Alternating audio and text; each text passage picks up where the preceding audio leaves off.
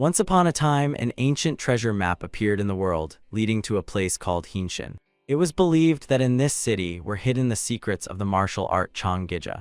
The majestic master left his weapon there along with his secrets. This tale, like a spark, rekindled the flame of the entire Murim world. For many years, everything flowed on its path, and it seemed that it would always be so until this moment. A towering cliff, like an ancient tower created by some sorcerer, trembled and hummed with vibrations. From the very bottom to the top, steam began to rise. It seemed as if someone was sawing the cliff from the inside. The roar spread through the wide forests, echoing from the mountain peaks, and the cliff split in half. At the foot, among steam and smoke, a passage appeared, so dark and eerie as if it housed a center of evil. Giant boulders thundered down to the foot, raising clouds of dust. Soon, in the wide breach, the silhouette of a man began to appear. He slowly emerged from the darkness. The blade of battle-hardened steel gleamed in the rays of the daylight. The young boy inhaled fresh air. Finally, he got out of that cave. When his eyes got used to the bright light, he looked around as if seeing such a space for the first time. Raising his head, he glanced at the blue sky. Could it really be like that?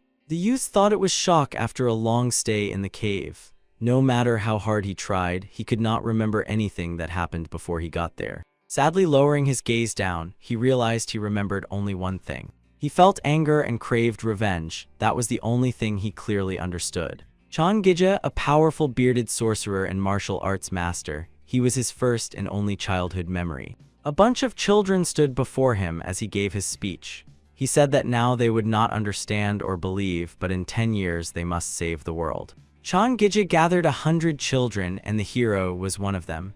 He still remembered that cold look with which the terrible old man looked at them. It was as if there was no soul in his eyes. He strictly ordered them to obey him. He was not talkative and informed that training would start the next day, advising to rest well. At that time, the boy was not afraid of him, perhaps because he was an orphan and had already seen scarier things. When the elder was about to leave, he turned around and added that if anyone thought of escaping, there was no way out from here. His laughter loudly echoed, bouncing off the cave walls. The sorcerer sealed the exit with a rock so that no one could go out or come in. And after that, harsh training began. Sleep, food, everything was under strict control. The children could do nothing on their own. The first skill they learned was the skill of the three energies, which encompassed the powers of the earth, sky, and human. Then they learned to practice with the sword, the three powers of the sword's energy, as well as how to move their body in space. In other words, they learned everything. Chang even taught them how to walk properly. After 3 years, he gathered them again and told them that they could reach a divine level in these arts. Within 7 years, each of them had to complete the training and become a powerful soldier. The master pointed at the door and said that later they would open this door to overcome the threat that endangers the world. They must train without stopping, honing their mastery to the highest level. Every day the boys trained as the Lord commanded. They knew nothing except each other and what Chonggija taught them. Even then the hero understood that he was not of sound mind, but he could not comprehend why they were really doing this. He hated him, and the only reason he was still alive was the thirst for revenge.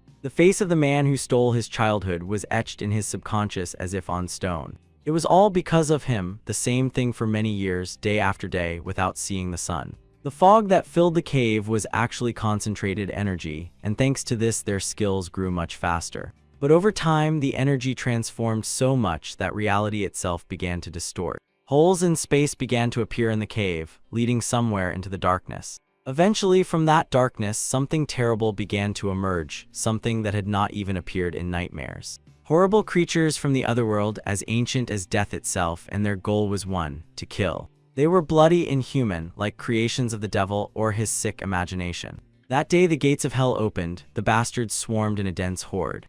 And there was nowhere to run. The guys had to fight for their lives, although they did not even remember what they were defending. Taking up arms, 100 young men united and fought to the death, just as Master Chan had planned. Using their knowledge of martial arts, the warriors did what they could, destroying these terrible creatures.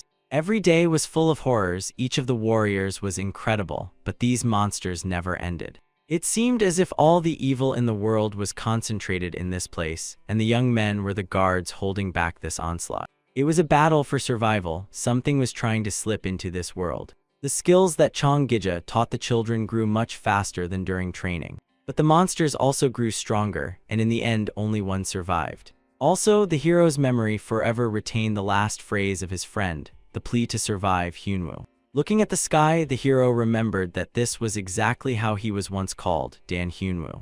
Reaching the nearest city, the hero walked along a wide street, looking around. Everything was new to him. The boy walked forward until he saw a tall building called the Heavenly Hall in front of him, and he decided to visit it. The hall was filled with people. It was a large building with many tables and serving staff. The young man slowly opened the entrance door and smelled the aromas of delicious food. Cho Soyeon was the daughter of the patriarch of the Cho clan, and something caught her attention. She immediately noticed the stranger. She could not take her eyes off Hyunwoo and could not understand what was wrong with this boy. She was sitting at the table together with Cho In and asked him to look at that man. It was very strange that he was carrying a sword without a sheath. The girl immediately noticed this detail. Her brother Cho In, looking at the sword, immediately noticed that it looked quite unique. The hero sat down at the table and the first dish was immediately brought to him, a fragrant rice noodle soup. Hyunwoo looked at the dish curiously, trying to remember when he last ate properly. He carefully took the chopsticks and brought the fragrant noodles to his mouth, enjoying the moment. The food was so tasty and tender, the boy was surprised that he didn't even need to chew. It just melted in his mouth. At the neighboring table, the men also appreciated the dish and asked for more. The girl kept glancing at the young man. Something about him attracted her, and she could not understand why. She tried not to show it and not reveal her interest, but still could not take her eyes off him. When the hero finished eating and the waiter approached him, the boy said that it was very tasty. The man was glad that the guest liked the dish and continued standing, looking at Hyunwoo. He expected payment and, leaning slightly, told the hero that it would be 5 puns for the food. The hero briefly spoke aloud, recalling that money was definitely needed. By this, he attracted the attention of everyone around who was sitting nearby. He completely forgot about it. The hero sadly bowed his head, repeating once again that he had to pay, but he had no money. The waiter already began to worry, asking the young man what the problem was and stating that if they ate, they had to pay. The hero looked at the man and calmly replied that he had no money. Pointing with his finger, the waiter noted that the gentleman was very straightforward, and if there was no money, then he should give his sword. Understanding that he was wrong but not knowing what to do next, Hyun simply said that he could not give it, and added words incomprehensible to everyone that he had exchanged this sword for the life of his last friend. Angrily and spitting, the man began to quarrel and shout what that even meant, and that he had no intention of paying at all. The outraged guests and warriors immediately rose from their seats, eager to teach the scoundrel a lesson. Noticing what his sister wanted to do, Cho In jumped up and loudly called her name. The girl extended a purse with coins to the waiter with a delicate hand to pay for the boy. The beautiful lady immediately calmed the man and he received his money. She could not help but do this. Scratching the back of his head, the rough waiter still could not understand the kind gesture of this lady and stepped back, taking the money. The beauty looked Hyun straight in the eyes and could not look away. They stood without saying a word. The hero looked at her and could not remember what he needed to say now. After all, she had paid for him. Solyun was amazed by his eyes. She realized what had attracted her attention to the boy, eyes like a child who had not yet seen the world. Opening his mouth, Hyun wanted to say something but forgot the words. He did not know what to do in such a situation. He silently turned and left, leaving the girl surprised. He felt ashamed but did not know what it was. Solyun was sure that the boy was trying to say something to her but for some reason remained silent. A lot of questions were spinning in her head. The people who watched this scene were also surprised why this young man just took off and left without saying a word. If any of them were in his place, they would definitely have at least gotten acquainted with the beauty. The guys were looking at the open door, reproaching him for not even saying thank you. Cho In, calling him an ungrateful vagabond, said that he probably really had no money. And that's not all, he added. The young man felt that he had no inner energy at all. Covering her lips with a finger, the girl pondered, because his sword was truly incredible. Then she remembered a moment she noticed right when he entered the hall. She twitched, worrying about the boy. Everyone would immediately understand that this sword was the work of a master. If he continues to walk without a scabbard, he will definitely get himself into trouble. Going out into the yard, Hyun thought if she paid for him, what should he say to her? Finally, it dawned on the boy. Once in childhood he said thank you for kindness. That's what he should say. There was a large influx of people in the Heavenly Hall. It was the best place in the city to sit with a big company. Almost all the tables were occupied, and people kept coming and coming. The influence of the Muram Alliance was impressive in its vastness. The entire hall was filled with their warriors. Sali and Hanan commented that there was not even a fly's place to fall here, everything was filled with their warriors. Choan also did not expect the leader to personally make the first move and send such reinforcements. The head of the escort bureau, Sima Kal, explained that the bandits with their allies were moving to Henshin. The leader was forced to do this. The man frowned, thinking why so many people were following him, probably because of his reputation. Changija is the strongest martial arts master in the history of Murim. It is said that he even possesses prediction skills and can read the flow of heavenly energy. He is not a human, but a true god of magic and martial arts. In his last years, he created a martial art called the Radiance of the Shadow Sword, and it impressed the whole world. Using trap techniques, Changija passed this skill to an ordinary vagabond and turned him into a master in just 3 years. But this vagabond was recognized as an enemy of the Murim community, and he met a humiliating death. Many search squads looked for Gija, but he disappeared without a trace. Then the patriarch of the Cho clan found a treasure map that hid secret knowledge. That's why so many people are following the patriarch now, Sima said. He was appointed to follow and protect the girl, and he calmed her so she wouldn't worry about the warriors. The girl remembered Haiyan and was going to follow him, but her brother was against it, arguing that he didn't know manners and decency. The girl wanted to argue but had to obey her brother, and Sima interrupted her. He reminded that breaking away from the group would be too dangerous, and the alliance leader is expected to arrive here soon. The girl was sincerely upset, but understood that the men were right and agreed. The hero wandered the streets and looked around. He was curious about how normal people live. By the stall, some unfamiliar man was bargaining with the seller and persuading him for a discount. A street musician was playing the flute nicely, and passers-by approached, listened, and clapped their hands. The young man had spent almost his whole life in a cave, training. He didn't know peaceful life and now was just observing everyday life. Some woman was buying a gift for her son and they looked happy. The child thanked his mother and smiled sincerely, and the mother gently stroked his head. For Haiyan, it was an incredible contrast. He could not get used to the new after the past events. In the cave, when they were left alone together, they were still full of hope to get out of there. 2 warriors stood back to back, covering each other, and the friend asked Haiyan to do one thing. Segi took a promise from the hero that if he got out, he would find his home and tell everything to his father. Haiyan then replied that they would get out together, find his family, and he himself would tell everything. Segi laughed at this. He understood that his chances were much less than Haiyan's. The boy seemed to know that the circumstances would not be in his favor and asked the hero to survive. They fought with their last strength, cutting off the heads of the nightmare creatures from the underworld. One of the demons appeared from somewhere right behind. It opened its huge maw and was ready to bite off the hero's head. At the last moment, his friend shouted for him to turn around and tried to save him. Segi was the best of all at the body displacement technique and instantly moved, taking the blow. He killed the creature but received a fatal injury. Haiyan tried to save him, but it was impossible.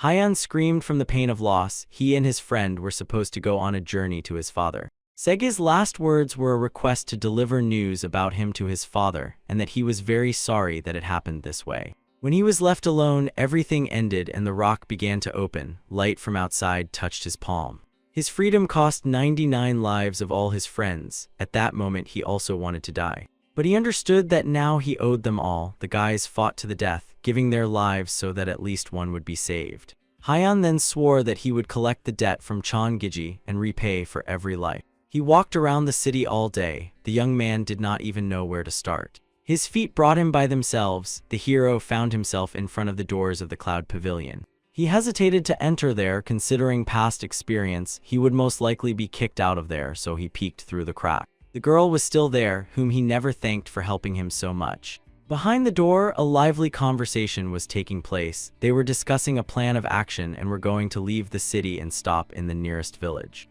The Alliance warrior squad was waiting for the order to move. They planned to leave right now. The warriors went out into the yard and Haiyan hid on the roof, watching where they were headed. It was decided to move quickly and without rest. According to the plan, they were to reach the place within a day.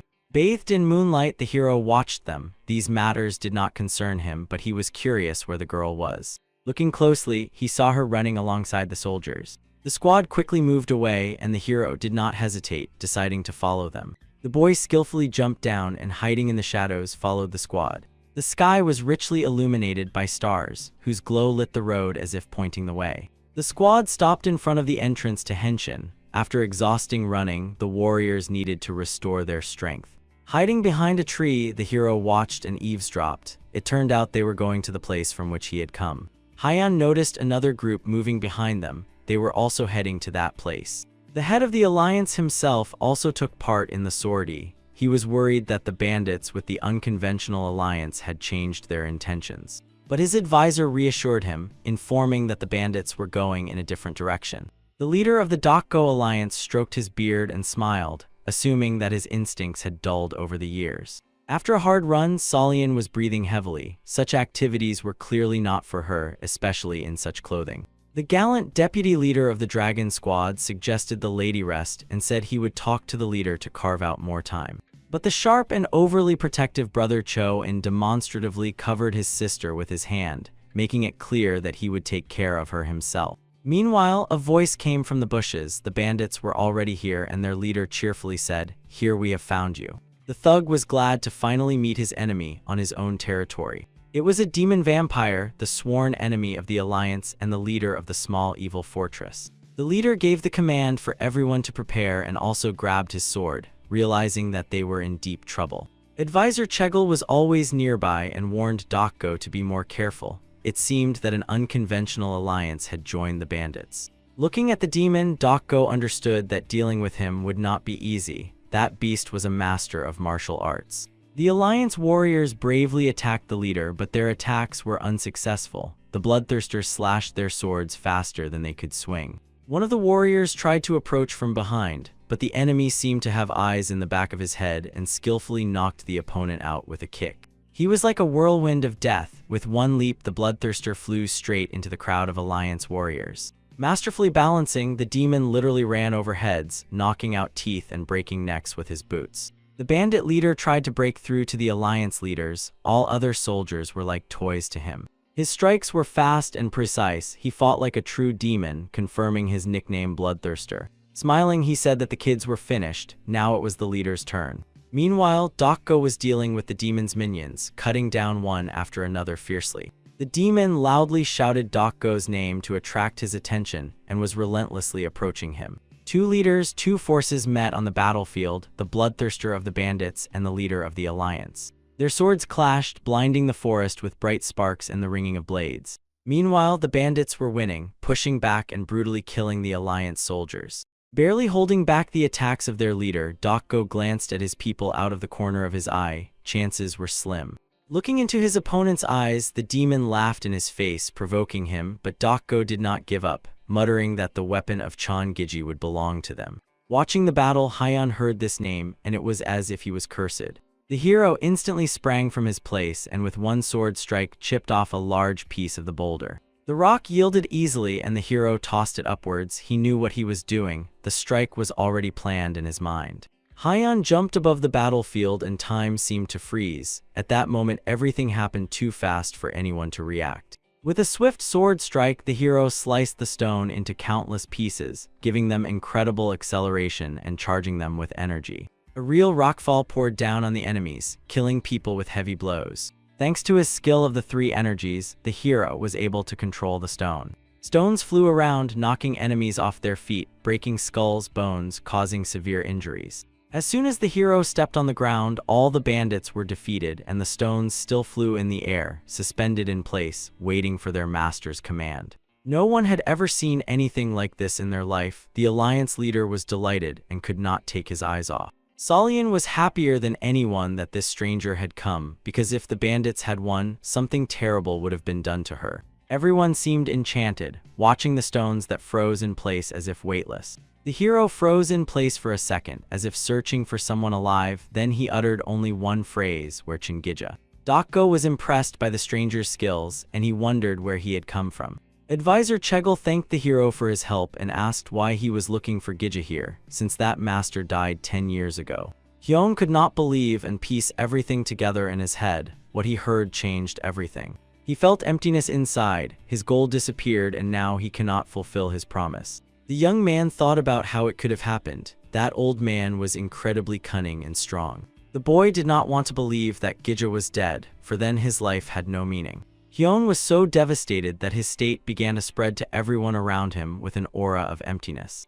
The warriors could not block it. The aura penetrated them, infecting like a disease. Even Hyunwoo himself did not understand what was happening. He stood in a silent trance, and energy of emptiness flowed through his body. The Alliance warriors fell into a state where they could do nothing, consumed by the feeling of loss. Hyun endured all the horrors of that place, lost everyone he knew, and fled that hell to take revenge, but his goal was already dead. He remembered the fallen comrades, as his dying friend asked him to tell his family about him. It was as if he found himself there again, lying among his friends who were groaning, dying, and asking for revenge on their behalf. Dokgo, being an experienced master, understood that Hyunwoo was spreading the energy of emptiness and grabbed his sword. If this continued, all the warriors would become powerless. It was necessary to stop it quickly. Realizing that something bad was happening, Solyun turned to Hyun to ask if he was okay. The boy saw the girl and gradually began to come to his senses. He remembered that she had been kind to him.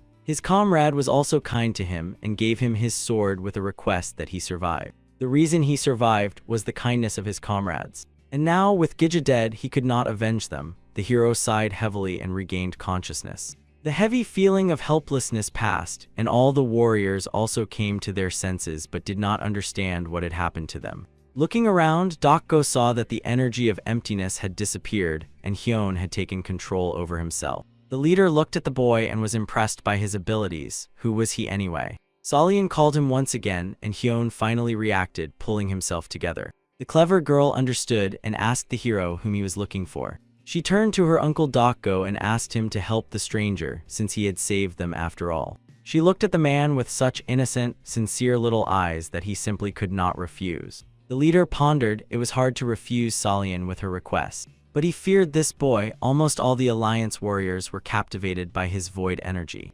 Squinting his eyes, he examined the boy, considering his decision. Dokgo understood that Hyunwoo was undoubtedly dangerous. He managed to defeat all the bandits from the unconventional alliance in a second. On the other hand, they had suffered heavy losses now, and keeping such a powerful warrior nearby would be better than letting him go. Finally, he made a decision and firmly said that he agreed. Now everything depended on Hyun, whether he would accept the leader's offer. Dokgo suggested he work for the escort bureau and hoped for his consent. The warriors, smiling, exchanged glances. It was a very serious proposal. But the hero did not understand this and replied that he was not sure. Not just anyone is taken for this job, and Chan-in got angry that the guy was ignoring such a proposal. Did he really want to refuse? Hyunwoo did not pay attention and replied calmly that he would be glad to agree, but did not know what it was. Everyone made a comical grimace, surprised how someone could not know about it, and Solyun gladly decided to explain. Coming closer, she enthusiastically told about this job, that it was a service that transports cargo and protects the client.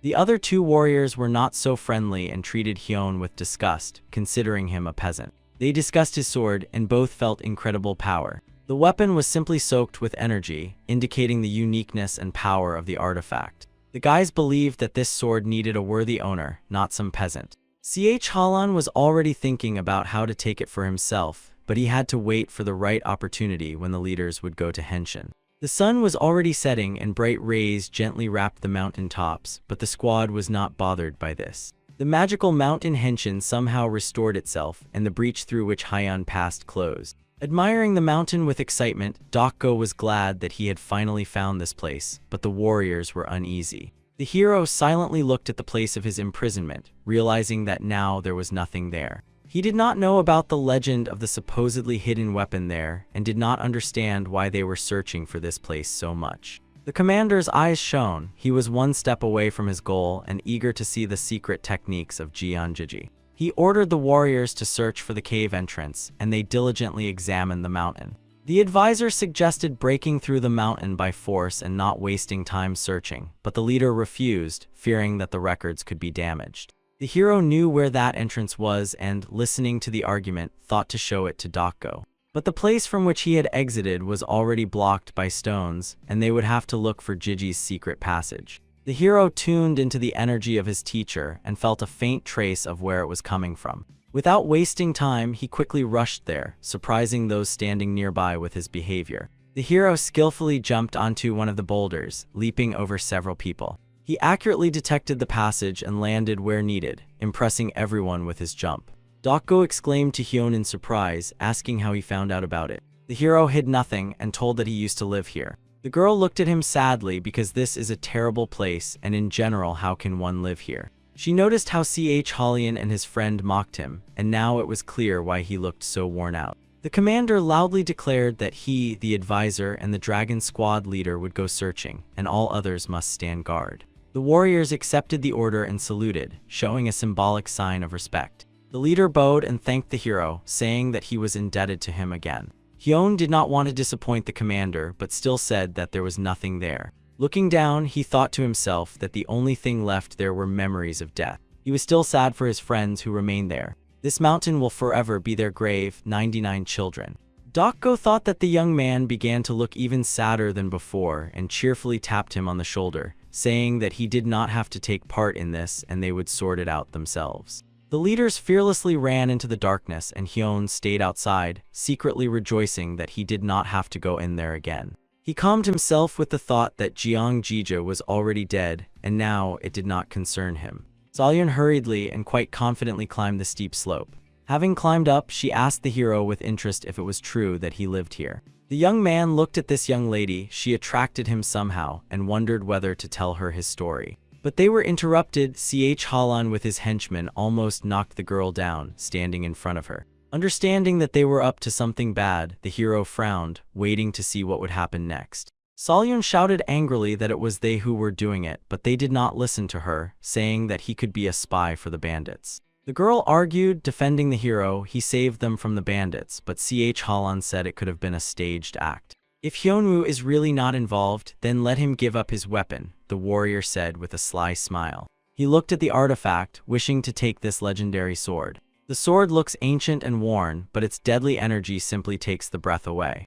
Hyunwoo asked the scoundrel again if he wanted to take it, and he, smiling, said that if he understood everything, then he should give it back. Hallyan stood on backup, covering Salyeon so that she would not go to defend Hyun. But the hero explained that this sword was entrusted to him by a fallen comrade, and he would not give it to anyone while he was alive. The scoundrels were gradually approaching the hero, taking positions advantageous for themselves. A fight was inevitable, and Hyun was thinking through possible developments. He closed his eyes for a moment and imagined what would happen next. They would attack together, one would press from the front and the other would flank from behind. The hero seemed to see the future. They were preparing to attack simultaneously to increase their chances. A good decision would be to duck at the last moment and make a counterattack. At speed, they might collide and get confused, and in the meantime, a counterstrike could be delivered. Opening his eyes, he stood calmly observing the actions. Colian exchanged glances with his henchmen as they had done many times before and sent secret signals to each other. Everything happened exactly as the hero had seen and predicted. One flanked around while the first attacked from the front, pressing and distracting. They were already close and preparing to strike simultaneously. Colian reproachfully said that if he had handed over the sword kindly, it would have been without unnecessary bloodshed. The hero prepared for the attack and reached for the sword, needing to wait a little longer. A spark burned in his eyes, as if the energy of battle filled his body. A moment before the fatal blow, a loud voice of the commander sounded with the order to stop. The guys immediately hid their swords upon seeing the alliance leader. They came out of the cave one by one, but there was no joy on their faces. Saima watched them with interest. He hoped they had found something. The warriors hoped to see something incredible to carry out from the lair of Chonhiji, but their expectations were not met. The angry commander loudly commanded that they were done here and ordered everyone to retreat. The warriors were at the foot of the mountain and received the order, once again giving a salute with a symbolic gesture. Returning to Hyun, Hallyan said that this time he was lucky and walked away. Salyeon immediately ran up to the hero. The girl was very worried about him and asked if he was okay. The boy at first wondered what this question could mean. No one had ever asked him that before. When he answered that he was fine, she sighed heavily and said that she was worried. Looking at the boy, she remembered that they did not even know each other's names and introduced herself as Cho Salyeon. The hero was less emotional than the girl, who even noticeably blushed and emotionlessly said to Dan Hyunwoo. Confused and not knowing what else to say, she added that he had a nice name. The girl turned around and called him to follow her, saying that it was time for them to return. Thus ended the Muram Alliance expedition in search of the secret weapon of Jeonhiji. Hubei province was a few days' journey from Mount Hengshan, a sprawling town settled on a wide plain between the mountain slopes. Rumors had already spread in the city that the Alliance had found Hiji's secret weapon, and now they could conquer the whole world. Everyone was only talking about this, wanting to know the details and what kind of weapon it was, but everyone said they didn't know. The Alliance immediately hid it. The rumors spread further and further, and at the Alliance headquarters they were racking their brains about what to do with it. The leader of the Alliance angrily hit the table with his fist. It was simply ridiculous, he said. No one will believe them, even if they say that there was no weapon there. The elders of the Alliance sat at a round table in a meeting. It turned out that the rumors had already spread as far as Wuhan. Dokgo said that they found almost nothing in the cave. There was only one thing. A wooden box, which most likely was left by Changjija himself, and next to it lay a letter. They inspected the entire cave, and in one of the halls a chest lay on a stone. There was nothing else that could be taken, and no secret weapon was there. One of the elders carefully took the letter and tried to read what was written there. It was about some blood demon, that he is to come to this land and shake the entire era. Jija warned that he would plunge the whole world into chaos and destruction, that it was inevitable. To prevent this, he took 100 unparalleled martial arts masters as his disciples. To control the warriors, and yin-yang parasite is needed, which is located in the chest. In the letter, he prayed that whoever finds them would use this power and defeat the blood demon. The elder took the chest in his hands and slowly opened it. Inside was something they had never seen before. It was strange that no one had heard of the yin-yang parasite before, and there was not a word about the 100 disciples in the letter. Another elder thought that maybe it was the delusion of a mad old man. But Dokgo rejected this idea. He believed that some unknown force was behind it. The advisor added that this could be true because there are all reasons for such suspicions. There are doubts that the bandits also came for Jiji's weapon. They were looking specifically for the Alliance with the purpose of killing them. Moreover, when the gang was returning, the corpses were already gone. They could not have disappeared just like that. Also, someone at the market is deliberately spreading rumors about the weapon, like a snowball rolling down the mountain. The leader noticed that it all looks like a special attempt to draw the attention of the entire martial arts world to the Murim Alliance. The men in the hall looked at Dokgo with concern, wondering who could be capable of such a thing. The advisor explained that first they needed to check the patriarch of the Cho clan, who had handed over the map.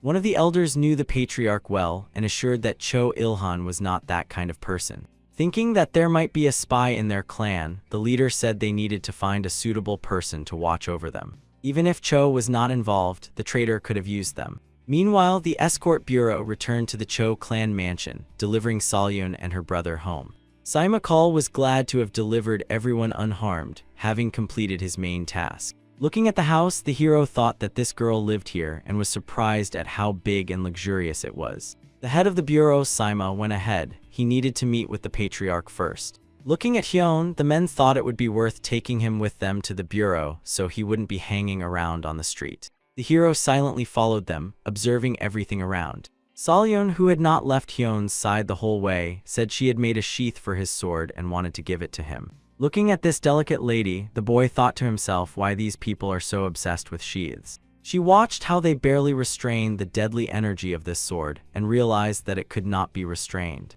At first, the power slowly seeped through, and in the next moment tore them apart. Hyun replied to her that, as he thought, this blade did not need sheaths. The girl apologized to him. She should not have said that she could make sheaths for him. Her apologies awakened memories from the cave in the hero's consciousness. He did not understand why she was apologizing. His friend, when dying, also apologized to him. It was he who was dying. Why was he asking for forgiveness? Hyun could not comprehend the meaning of what they were apologizing for. And he spoke to the girl, not expecting her to understand him. The hero asked her never to apologize to him again. He did not want to hear those words anymore. She looked at him as if enchanted and simply agreed, saying she understood. Their conversation was interrupted by Saima's voice, who called Hyun to follow him quickly and not fall behind. The hero turned around and followed him, leaving the surprised Salyun. She watched him go with the thought that she had said something wrong. In the courtyard of the escort bureau, there was a warehouse yard where the cargoes that needed to be transported were placed.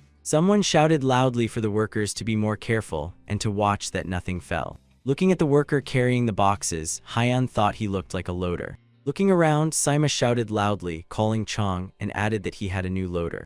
The sweaty man was moving a huge box. It was Chong, who sighed heavily when he heard about the newcomer. Turning back to the boss, he replied that he would do everything as needed and smiled wryly. Simon knew that Chong was a bit rude, but hoped that nothing bad would happen. Leaving the hero, he wished him luck and told him to study well. Smiling, he waved his hand at him with a look as if he knew something. Chong, smiling, was already walking to the newcomer and said that he would not pay attention to the fact that the boss brought him. There would be no exceptions. Approaching the hero closely, he said that every newcomer must receive their lesson and asked what his name was. Looking down at this man, the hero unemotionally introduced himself as Dan Hyunwoo. Chong's face twisted. He tensed so much that the veins on his temples bulged. Deciding to humiliate the boy, he sternly asked why he was so insolent. Hyun responded by saying that the man had a very ridiculous build, short legs and arms. Chong got angry, called the youth a freak, and clenched his fists, preparing to strike. The man shouted angrily that he wanted to die on the first day. The hero did not understand why he was treated like that and felt threatened. He asked himself what he should do, cut him in half or what. Seeing the hero's sword, Chong immediately quieted down a bit, fearing for his skin. Pointing a finger at the weapon, he shouted that porters are not allowed to carry swords, and began demanding that he give it up. Looking straight into Chong's eyes, the hero dryly replied that he could not give it up. The man realized that this was not an ordinary guy. Something was definitely wrong with him. He felt as if death radiated from him. Realizing that it was better to retreat, Chong quickly turned around and said that it was already late. Today we will finish here. The situation was unpleasant, and the hero wondered why so many people wanted this sword. Watching Chong back down, the workers barely restrained themselves from laughing. He always acted tough, but now he had soiled himself. Hearing the laughter, the man angrily roared at the guys that the workday was over, and it was time to go to sleep. The guys exchanged a couple of phrases about how well they worked today and began to disperse. Without looking back, Chong told the hero to follow him. He would show where they sleep. Calming his ego, he thought that if it weren't for the sword, he would have taken down this newbie with one blow. And gritting his teeth, he told himself that he would definitely pay back for this humiliation. The conditions for the loaders were, of course, terrible. They all slept on the floor in one room. Chong waited all night for everyone to fall asleep to take revenge on Hyun. He carefully and quietly got up, trying not to wake anyone or step on anyone. Trying to see something in the darkness, he looked around, guessing that the hero should have already fallen asleep. Quietly sneaking up to his sleeping place, the loser suddenly bumped into something with his face. Not understanding what he had bumped into, the man thought it was a column, but where would it be here? Looking closely, he saw the silhouette of Hyun, who stood like a creepy statue.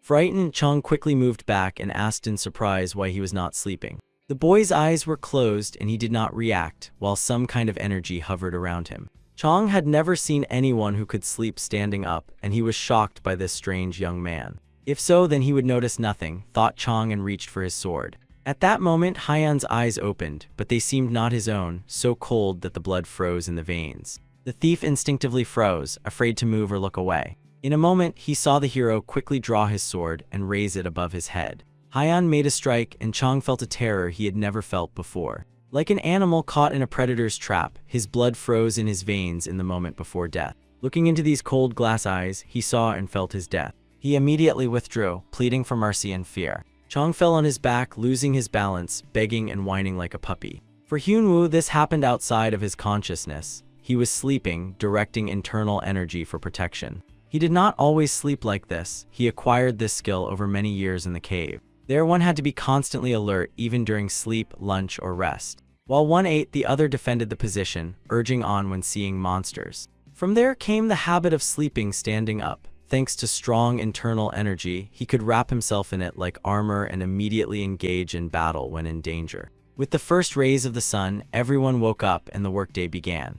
Upon waking, the hero pulled himself up and yawned. He did not remember what had happened during the nights. He wanted to wake Chong and said his name, but after what happened, Chong still could not fall asleep. Hearing Hyun call him, the man jumped up like a madman, trying to say something but stammered and could not say anything clear. He ran away screaming, and the hero could not understand what had happened and thought that he was mistaken. Maybe his name was not Chong. People were waking up slowly and waking each other up. Today they had a lot of work. There was already a pile of boxes outside that needed to be loaded. Getting to work, Hyun threw the boxes with his strength as if they were feather pillows. He tossed several of them into the air at once and jumped after them to stack them evenly right away. He moved so fast that the boxes did not have time to fall, he even pushed them. With his strength, he could move an entire row at once, doing in a minute what would take others hours of work. In less than 5 minutes, he did all the work that needed to be done in a day. Looking at his colleagues, he asked if he had done everything correctly. If so, then it was not difficult at all. One of the guys replied that everything was correct, but did not finish the sentence. Everyone was shocked by him. There were still some boxes standing aside, and Hyan asked if those needed to be loaded too. A colleague said yes, but asked to be a little more careful, and the hero began juggling the boxes again, throwing them up. Realizing that they had nothing more to do, several colleagues simply left, wondering about the newcomer, and one of them noted that he would leave them without work. At the door, they met Mrs. Salian, and she thought that they were already going to lunch. She still came to Hyan, his words about forgiveness stuck in her thoughts and did not give her peace. She could not understand what he meant when he said that she should never apologize to him. A minute later, Hyan came out after the workers meeting her. She greeted the heroes and did not even realize that she had called Hyanwoo simply Hyan. The beauty asked how he was doing, and he said that he had started working as a loader. Trying to start a conversation, she asked if it was hard for him and if he liked this job. The guy said that it was not hard for him at all, but whether he liked it, he did not know, and added that he did not like it when his peace was disturbed. The girl looked at him worriedly, not knowing how to ask about that awkward situation. The hero seemed to read her thoughts and added that he also did not like it when his friends apologized in front of him. Hearing that he considered her his friend, the girl smiled and said that she would try not to apologize anymore. Their conversation was interrupted by the clatter of horse hooves. The riders approached them directly. Without dismounting, he cheerfully and ironically said what an unexpected meeting. It was C.H. Kalyan with his henchmen. Addressing the lady, he said she had become even more beautiful since their last meeting. She felt disgust towards him but asked restrainedly what brought him here, as he should be dealing with Muram affairs. It turned out that they came here on a mission from the Escort Bureau Alliance. Support is now needed. They came for Hyan. He so desired peace, but opposite this stands the world of martial arts, shrouded in a bloody fog. The center of evil settled in a secret place, hidden among the mountains, concealed from prying eyes. The leader of the bandit squad delivered the bodies of his men to the Lord's chambers and dutifully knelt on one knee, awaiting his will. Apologizing, he reported that they could not identify the culprit. From behind the scenes came a rough voice. He said that this gang was strong enough to easily deal with the Muram Alliance squad, but someone destroyed it. A large pale hand extended outside, radiating strong death energy. The bodies of the fallen simultaneously rose into the air. Blood magic enveloped them, sucking out the remnants of blood and energy. They were turning in the air, opening their mouths and eyes as if dying again. The voice said that all of them were killed by one person, and if Jian Gija created a whole 100 such warriors, it would be difficult, but could they withstand the blood demon himself? The Lord laughed loudly and added that he was looking forward to the meeting. He gave the order to check everyone who was present at the battle near Henshin. The demon growled angrily that he must find that bastard who destroyed his gang. The sun brightly illuminated the courtyard of the Escort Bureau estate. The girl looked at C.H. Halan and understood that Hyunwoo had to leave. The young man liked this beauty. Every time he saw her, he was breathless. But he still could not understand why she chose another, why Hyan attracted her so much. Why next to her was this ragged C.H. Halan? The girl paid all attention to him. He was very jealous. The loader with a sword looks ridiculous. Why take in hand what you do not know how to use, he said, wishing to humiliate the boy. Turning back to Hyan, she said not to listen to him and not to pay attention. Feeling that the girl was addressing the boy informally in a friendly way, he got angry. The younger sister of C.H. Halan, Pen Myern, understood that her brother was in such a hurry to carry out the Alliance's order in order to see Salian sooner. Unexpectedly, a man approached them, greeted them, and said that he needed Dan Hyanwoo. The hero responded, confirming that it was him, and Salian was sad that she still could not be alone with Hyan. Seeing Lady Salian, the escort warrior Pyo greeted her and reported that he had arrived by the order of the chief to train a new loader who would join the next mission. The girl looked at him anxiously and asked again if he had just started working and already had to go on a mission. C.H. Halan rejoiced at this news. Now he had a chance to get closer to the girl and explain to her that this was exactly his job. The hero replied that he did not know what an escort mission was, but he would not give up his sword. Payo did not understand why this boy was so concerned about the sword and simply told him to follow him. Halon, urging the boy on, added that he should move faster if he did not want to be fired. His sister smiled casually, thinking that these men behaved like children, provoking each other. But looking at Hyeon, she realized that this boy was completely different. He did not even react to their provocations. Solian wanted him to at least say goodbye to her, and called the hero when he silently turned around and left. Could he be offended, meaning there was nothing special about him, thought Korean. Hyeon, without looking back, told her that he would go after Payo, and the girl watched him go. The hero added that he did not want to be fired. Perhaps he did not fully understand this word. She was really sad and wanted him to show her more attention, but she understood that he really had to go. The hero followed the warrior and did not pay much attention to what had happened. He did not understand the peculiarities of people's attitudes. Payo was actually an exile sent by the head of the Saima Escort Bureau, who sent him so that the warrior would watch over Hyeon and to prevent problems during the mission. And he also wanted Payo to somehow get rid of him before he got close to Solian. Payo then looked confusedly at the chief, not understanding why he could not just be told everything as it was. He was already an adult, why treat him like a child? But Saima did not explain, only smiled and added that he would understand when he saw Hyeon. The warrior decided to ignore his manners. It was understandable since he had lived alone in the mountains for many years. But the fact that the loader had a sword was really strange for everyone. On the way, he asked Hyeon if he was learning sword fencing. The hero replied that he was studying the art of the three energies of the sword. Smiling, the warrior thought that he was training to also become a warrior in the Escort Bureau, and said that this was the foundation of martial arts. But in real combat, there are many better techniques that work more effectively. Hyeon saw Payo draw his sword and wondered why he was doing that and what he wanted from him. The warrior stopped and stood opposite, suggesting that Hyeon show him his skills. Not understanding, the hero asked again if he was going to kill him. Surprised that the boy did not understand him, the warrior explained that he just wanted to measure strength in a friendly duel. The hero looked at him, thinking why measure strength, and briefly replied that if you are stronger, you don't need to waste time. The warrior was a little offended by such arrogance. Could he really be so confident? Payo laughed. How could that be? He had trained all his life, and the other had just taken the sword in his hands and said that. Smiling, Payo added that he liked his confidence and that he was ready to teach how to become even stronger. Hyeon agreed and extended his hand forward, making some incomprehensible movements. He waved his hand left and right, saying, "Stronger there, faster here." The warrior looked at him in surprise and, not understanding, asked what he was doing. Hyeon explained that it was the first time he was trying not to kill someone, so he needed to calculate everything carefully. While Payo stood, the hero measured him, roughly estimating height, distance, and other things. Payo found it funny, and the hero, finishing, said seriously that he was ready. Now he could avoid killing him. The warrior was shocked by this young man and understood what head Saima had been talking about. The warrior shouted, "Let's start," and ran towards him in an attack, preparing a strike on the move. He drew his sword and prepared to strike, approaching the necessary distance. The hero stood, closely watching every movement of the opponent. He calculated and imagined how his attack would look. A wide sword swing immediately from a comfortable fighting stance. With his strength, in order not to kill Payo, it was necessary to strike very carefully and directly in front of himself. Concentrating, the hero instantly made a sword swing, putting skill and energy into the strike. The sword, filled with inner power, shone like lightning in the night sky. With an incredible roar, he struck right in front of himself. The strike was accompanied by thunder and lightning, which struck the same place as the hero as if from the sky.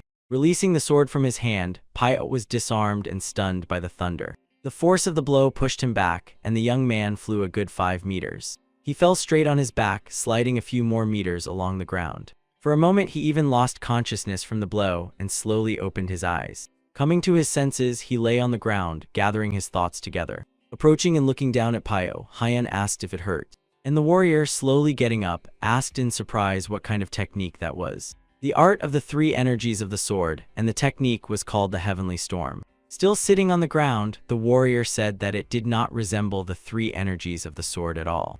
During the strike, he felt as if he was truly struck by thunder from the heavens. I wonder if the head of the bureau knows that this guy is a martial arts master. Summing up, the hero commented that overall he was stronger. Payo laughed, still unable to believe that this guy seemed innocent like a child, but possessed incredible strength. He decided to tell the chief about it, but first to teach this guy social behavior so he wouldn't cause trouble with his techniques. Extending his hand, Pio replied to Hyun that he was already convinced that he was stronger and therefore would not teach him martial arts. Hyun stood silently looking at him, and he was pleased to hear that. Expecting the hero to offer his hand, the warrior said that in such a situation one should offer a comrade a hand and help him get up. The hero let out a long "asa," understanding what was wanted of him, and offered his hand. From that moment, Dan Hyunwoo began to learn how to behave with others. He settled in Pio's home. It was a small, cozy house with a private yard. Pio slept in his quarters and Hyun stood nearby, which certainly surprised him. Thanks to Pio Hyun, he began to learn to read and find out everything about the surrounding world. The hero did not even know that one should not change clothes on the street, surprising everyone with his behavior. Pio barely managed to stop him and shouted for him not to take off his clothes. As a result, Hyun became a loader under Pio's supervision and gradually began to open his heart to the world. He was so shameless that he could even take off his pants in the middle of the street. Pio had to teach him everything. Pen Myron, Ch. Holland's sister, showed interest in the young man and sometimes went out to the workers and watched him. The leader of the Muram Alliance sent them to watch the patriarch of the Cho clan, so they were constantly on the territory of the escort bureau. He believed that the patriarch was somehow connected with the Green Forest bandits, and if this was true, they had to find evidence of it. Pen was a smart and dedicated girl to her work, unlike her brother Ch. Holland. She had long understood that there was nothing suspicious in the entire estate except for this naked young man. She also noticed how Lady Solian looked at this savage, and she wondered about her strange taste, why she was so taken with him. The lady often went out to the terrace to look at the young man. It seems that Solian has completely fallen in love with Hyun. She only thought about him. Although she was not with him, she was glad that he became a full member of the escort bureau. Finally, the day came when they were to set off. It was Hyun's first mission. The horses that were to carry the cargo were already prepared, fed, and equipped. The head of the bureau gave instructions to the leader of the escort squad. It was a very important mission and he wished them luck and to return safe and sound. Commander Ma Yuk, sitting astride his warhorse, accepted the order and assured the chief that he would return everyone safe and sound. Having given the order for everyone to take their places and depart, he galloped forward, starting the escort mission. Strong horses pulled a huge cart loaded with crates. All the warriors were ready to escort the cargo and defend it in case of a bandit attack. Everyone was happy except Solian. The girl understood that she definitely would not see Hyun for several months. As a rookie, Hyun had to follow his mentor, and they stood waiting their turn to move after the column. Thus began a new stage in the life of Dan Hyunwoo with his first escort. A few days before this, Cheolian and his sister visited the patriarch, requesting an audience. Jo Il-hyun, glad to see representatives of the Black Dragon gang from the Muram Alliance, politely invited them in. In the center of the large hall was a big round table where meetings of commanders and leaders were held. Sitting opposite the patriarch, the warrior introduced himself as the blade of the dragon gang, Pen Cheolian. Jo Il-hyun smiled and asked who his friends were with whom he had come. Sitting to the left, Cheolian's best friend introduced himself as Nagmun Jin and bowed politely. Next to her brother sat Pen Myron. The girls smiled at the patriarch and also greeted him politely. The Pen clan was known as the strongest martial arts guild in Hebei. The patriarch was glad to gain their support. His attention was drawn to the girl. She was elegant and refined, a perfect match for Jo-in, his son. Pouring everyone a shot as a sign of hospitality, the patriarch hoped they would help his children learn more about martial arts through experience exchange. The guys thanked him for the hospitality, and Jo Il-hyun thought that if they communicated, it would help bring them closer. Drinking the strong drink, Myron recalled their goal for coming here. The leader of the Dokgo Alliance sent them to the patriarch with an order to find out if the Cho clan has any connection with the bandits of the Green Forest. Noticing that his brother was constantly looking at Solian, Myron slightly scolded him, saying that he was clearly not thinking about the task. She said to him in a stern tone that all he does is look at the patriarch's daughter. The beauty with the sword really attracted attention. The quite slender girl was skillfully learning martial arts. Myron said that she had been watching them for several days. Solian did not even pay attention to him and only looked at that strange porter. Looking at his sister, Ch. Holland replied that there was no need to worry about him. He heard that Hyun would go to escort the caravan and would be gone for several months. And until that moment, he would have enough time to win the heart of Lady Solian. Traditionally, before going on a mission, the warriors were given a farewell lunch, preparing delicious food, meat, and many different dishes. All the hero's attention was focused on the food he was eating, examining and savoring every piece. The young man enjoyed every moment, the aroma, spices, and tasty sauces with which the meat was seasoned. From pleasure, he closed his eyes, feeling an explosion of flavors of a well-prepared dish in his mouth. For him, the prepared food was the greatest pleasure after he left the cave. Hyan constantly surprised Pyo with his behavior, and this time the warrior was amazed that the hero treated a simple lunch as a ritual. He advised eating well before the mission to have more strength. This time their path led all the way to the city of Sichuan, the homeland of the Tang clan. The clan leaders were also present at the escort estate, and one of the elders rode past the settling warriors. First rode a gray-haired man in a large straw hat, the elder of the Tang clan, Hogwen. Following him rode Halgi. Unlike the elder who ignored the warriors, this man carefully observed each one. While chewing his food, Payan said that the cargo was probably very important because so much security had arrived. Besides the escort bureau warriors, the Tang clan had also chosen and sent their own guards. Watching them ride past, Payan wondered how valuable the cargo they had to deliver was. Continuing to chew, Hyan noticed the elder and felt the energy of this master. A butterfly landed on the elder's straw hat and the man felt it. It slowly fluttered its wings, shaking pollen from the flowers. The master had very developed senses of smell and scent. The butterfly began to irritate him. Raising 2 fingers, the elder lured the insect and disintegrated it with his energy. Passing near the table where Hyan was having lunch, he felt something. His companion, who was following him, noticed that something had caught the gentleman's attention. "Among these porters, there is someone with very unusual energy," he muttered, looking closely at the boys. Squinting, he strained his gaze, carefully examining and searching for this person. But there were many porters and warriors at the tables, making it difficult to understand who exactly was different. He had already seen Hyan, but at that moment the hero also felt that someone wanted to read him. At that moment, Ma Yuk, the head of the escort squad, approached Hogwen, distracting the elder. The man loudly reported that the preparations for departure were complete, everything was going according to plan, and there was no need to worry. The elder thought that it was the energy of the squad leader Ma Yuk and was surprised that he had not noticed it before. The elder announced that the journey would be long and asked to depart quickly to arrive sooner. Sitting on his horse, he shouted like a loudspeaker across the yard, telling all the warriors and porters of the gang to finish eating and listen carefully. Speed is the symbol of the Henan Escort Bureau. Usually the road to Sichuan takes 4 months, but they must make it in 1.5. The warriors loudly confirmed the order, and some grabbed their heads considering it impossible. Pyo began to worry whether Hyun could keep up such a pace and told him to try not to fall behind, because he would be immediately fired from the bureau. Finishing his speech, the commander shouted loudly forward and quickly jumped ahead first. "Don't fall behind." Hyun thought about why he said that and what it could mean. Escort missions with Commander Ma Yuk are usually distinguished by particular difficulty. He strictly adheres to the rules and cannot tolerate easy ways. The main feature is that not only the warriors must keep the pace, but also the porters have to run together with them at the same speed as the carts and horses. Pyo, breathing heavily, ran alongside Hyunwoo, thinking that it was hard for the rookie and tried to support him, saying to hold on a little longer, rest soon. But for the hero, this speed and pace of movement was no more difficult than a simple walk. The caravan moved all day without stopping until sunset. Only when it hid behind the treetops did the group stop to rest.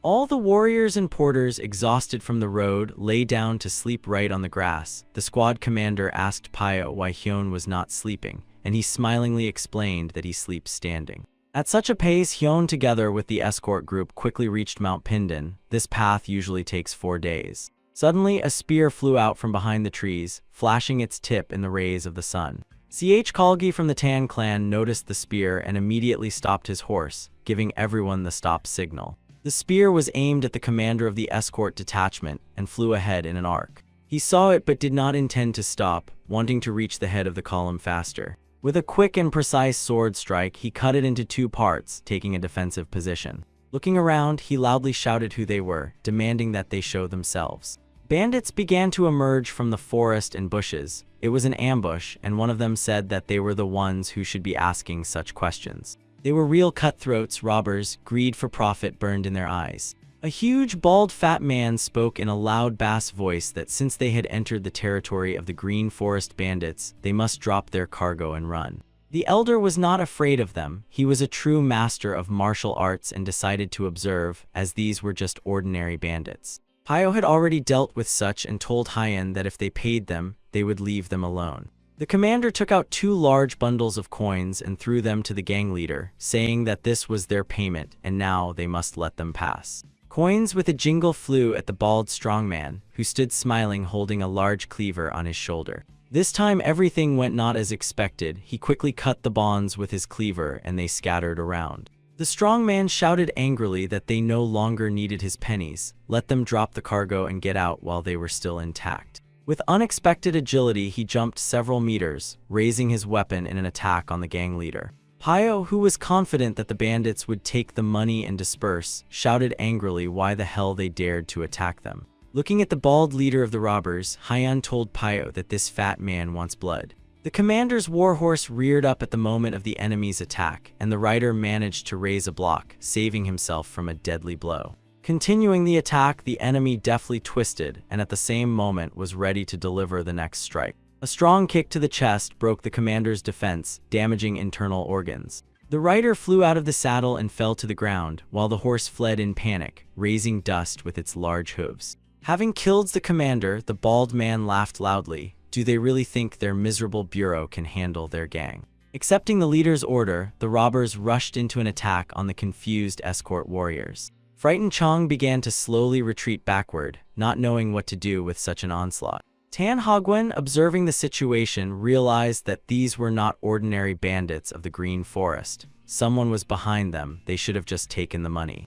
Baldy chose the elder Tan as his next target and shouted to the old man, did he really think they were ordinary bandits? This is the elite of the Green Forest. The fat man, like a wild boar, ran at the old man, shouting that it was an honor to die by his hand. The elder replied that it was a pity they were not ordinary bandits. Maybe then he would have spared their lives, and threw a dagger from his sleeve.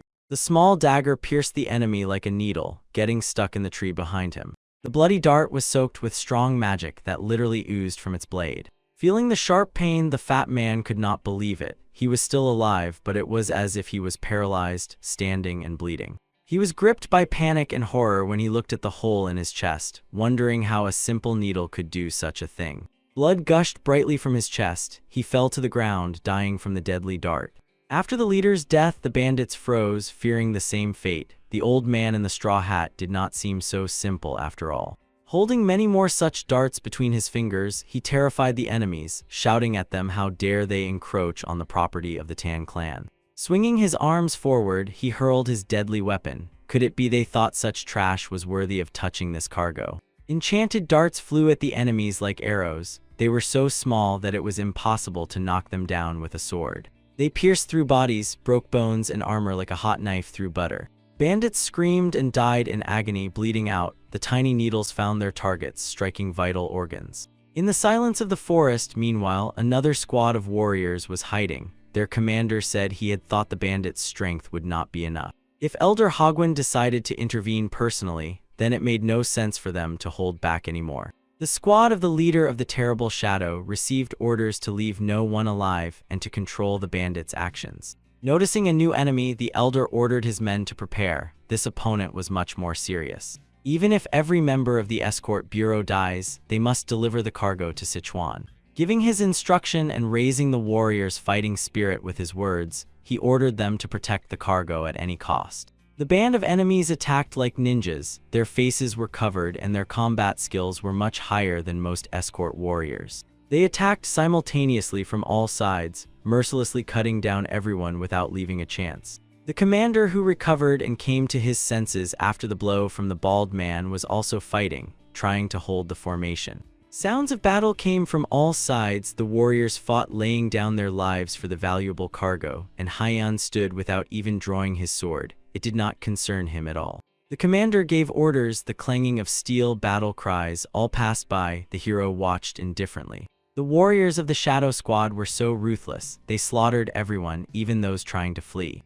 The commander realized that his band was no match for these killers. They were true masters of martial arts. The warriors of the Tan clan were also stronger. but they did not plan to protect them. While fending off attacks, Pio was wounded, and Hyan noticed his blood spill. Drops splashed on the youth's face, and time seemed to stop for him. Something told him he had to intervene. One of the assassins swung his sword, preparing a finishing blow to kill the already defenseless Pio. The hero remembered the kindness of this youth, who shared his food with him, giving his own, when Hyan ate with admiration and wanted more so badly. Swinging his sword, the hero directed a discharge of thunder and lightning at that warrior. It instantly hit the target, passing the electric charge through the enemy's body. The elemental energy was so strong that it simply disintegrated him. The bandit turned to ashes, scattered by the wind. Seeing this, Pio was shocked. He could not even imagine how strong Hyan was. The killers glanced at each other, not understanding where thunder and lightning could have come from out of the clear sky.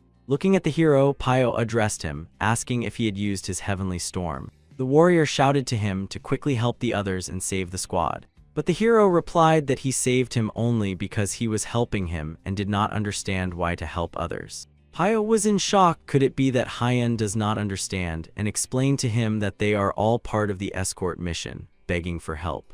Meanwhile, the captain was already being cut apart by swords. The enemies had him trapped from both sides. The porters huddled together, and Chong, kneeling, begged for mercy, explaining that they did not possess martial arts. The young man did not understand why Pio was asking this. He did not feel any emotions or could not make sense of them. But he decided that if Pio was asking so strongly for help, he would rush forward. The hero moved so fast that all the enemy's hands seemed to be in slow motion. He rushed like the wind past the kneeling Chong, who was shouting at the enemies. Near the wounded captain, who was holding back the enemy attack with his last strength.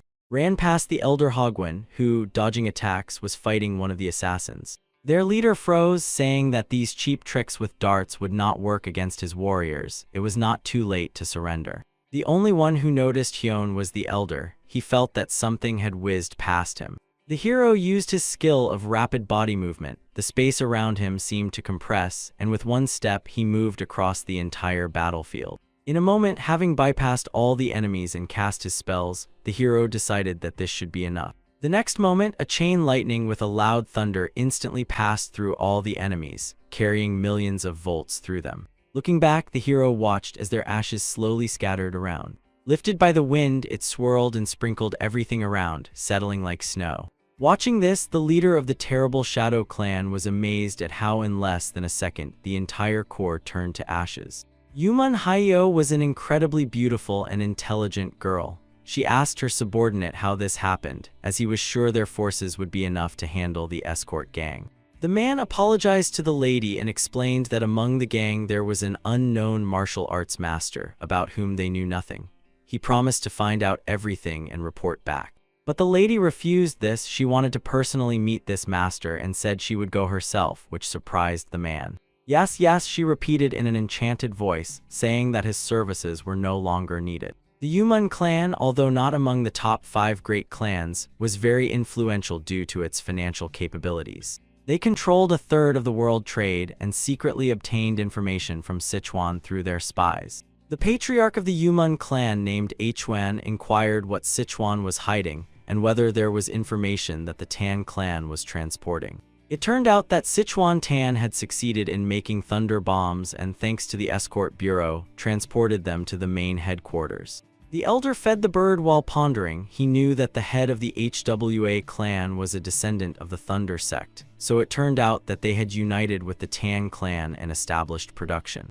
Intelligence reported that they had as many as 5 carts of these bombs. With their help, it was possible to destroy entire cities without even trying. Feeling that thanks to these bombs even more power could be gained, Huan was fired with the desire to obtain them. He grabbed the bird, forcefully squeezing it in his palms. The poor creature squealed loudly. Moved by the master's emotions, the soldier immediately continued that Lady Hayo with the core of the terrible shadow had gone after them. What the master exclaimed loudly, how dare that girl do such a thing without his knowledge, and asked where she was now.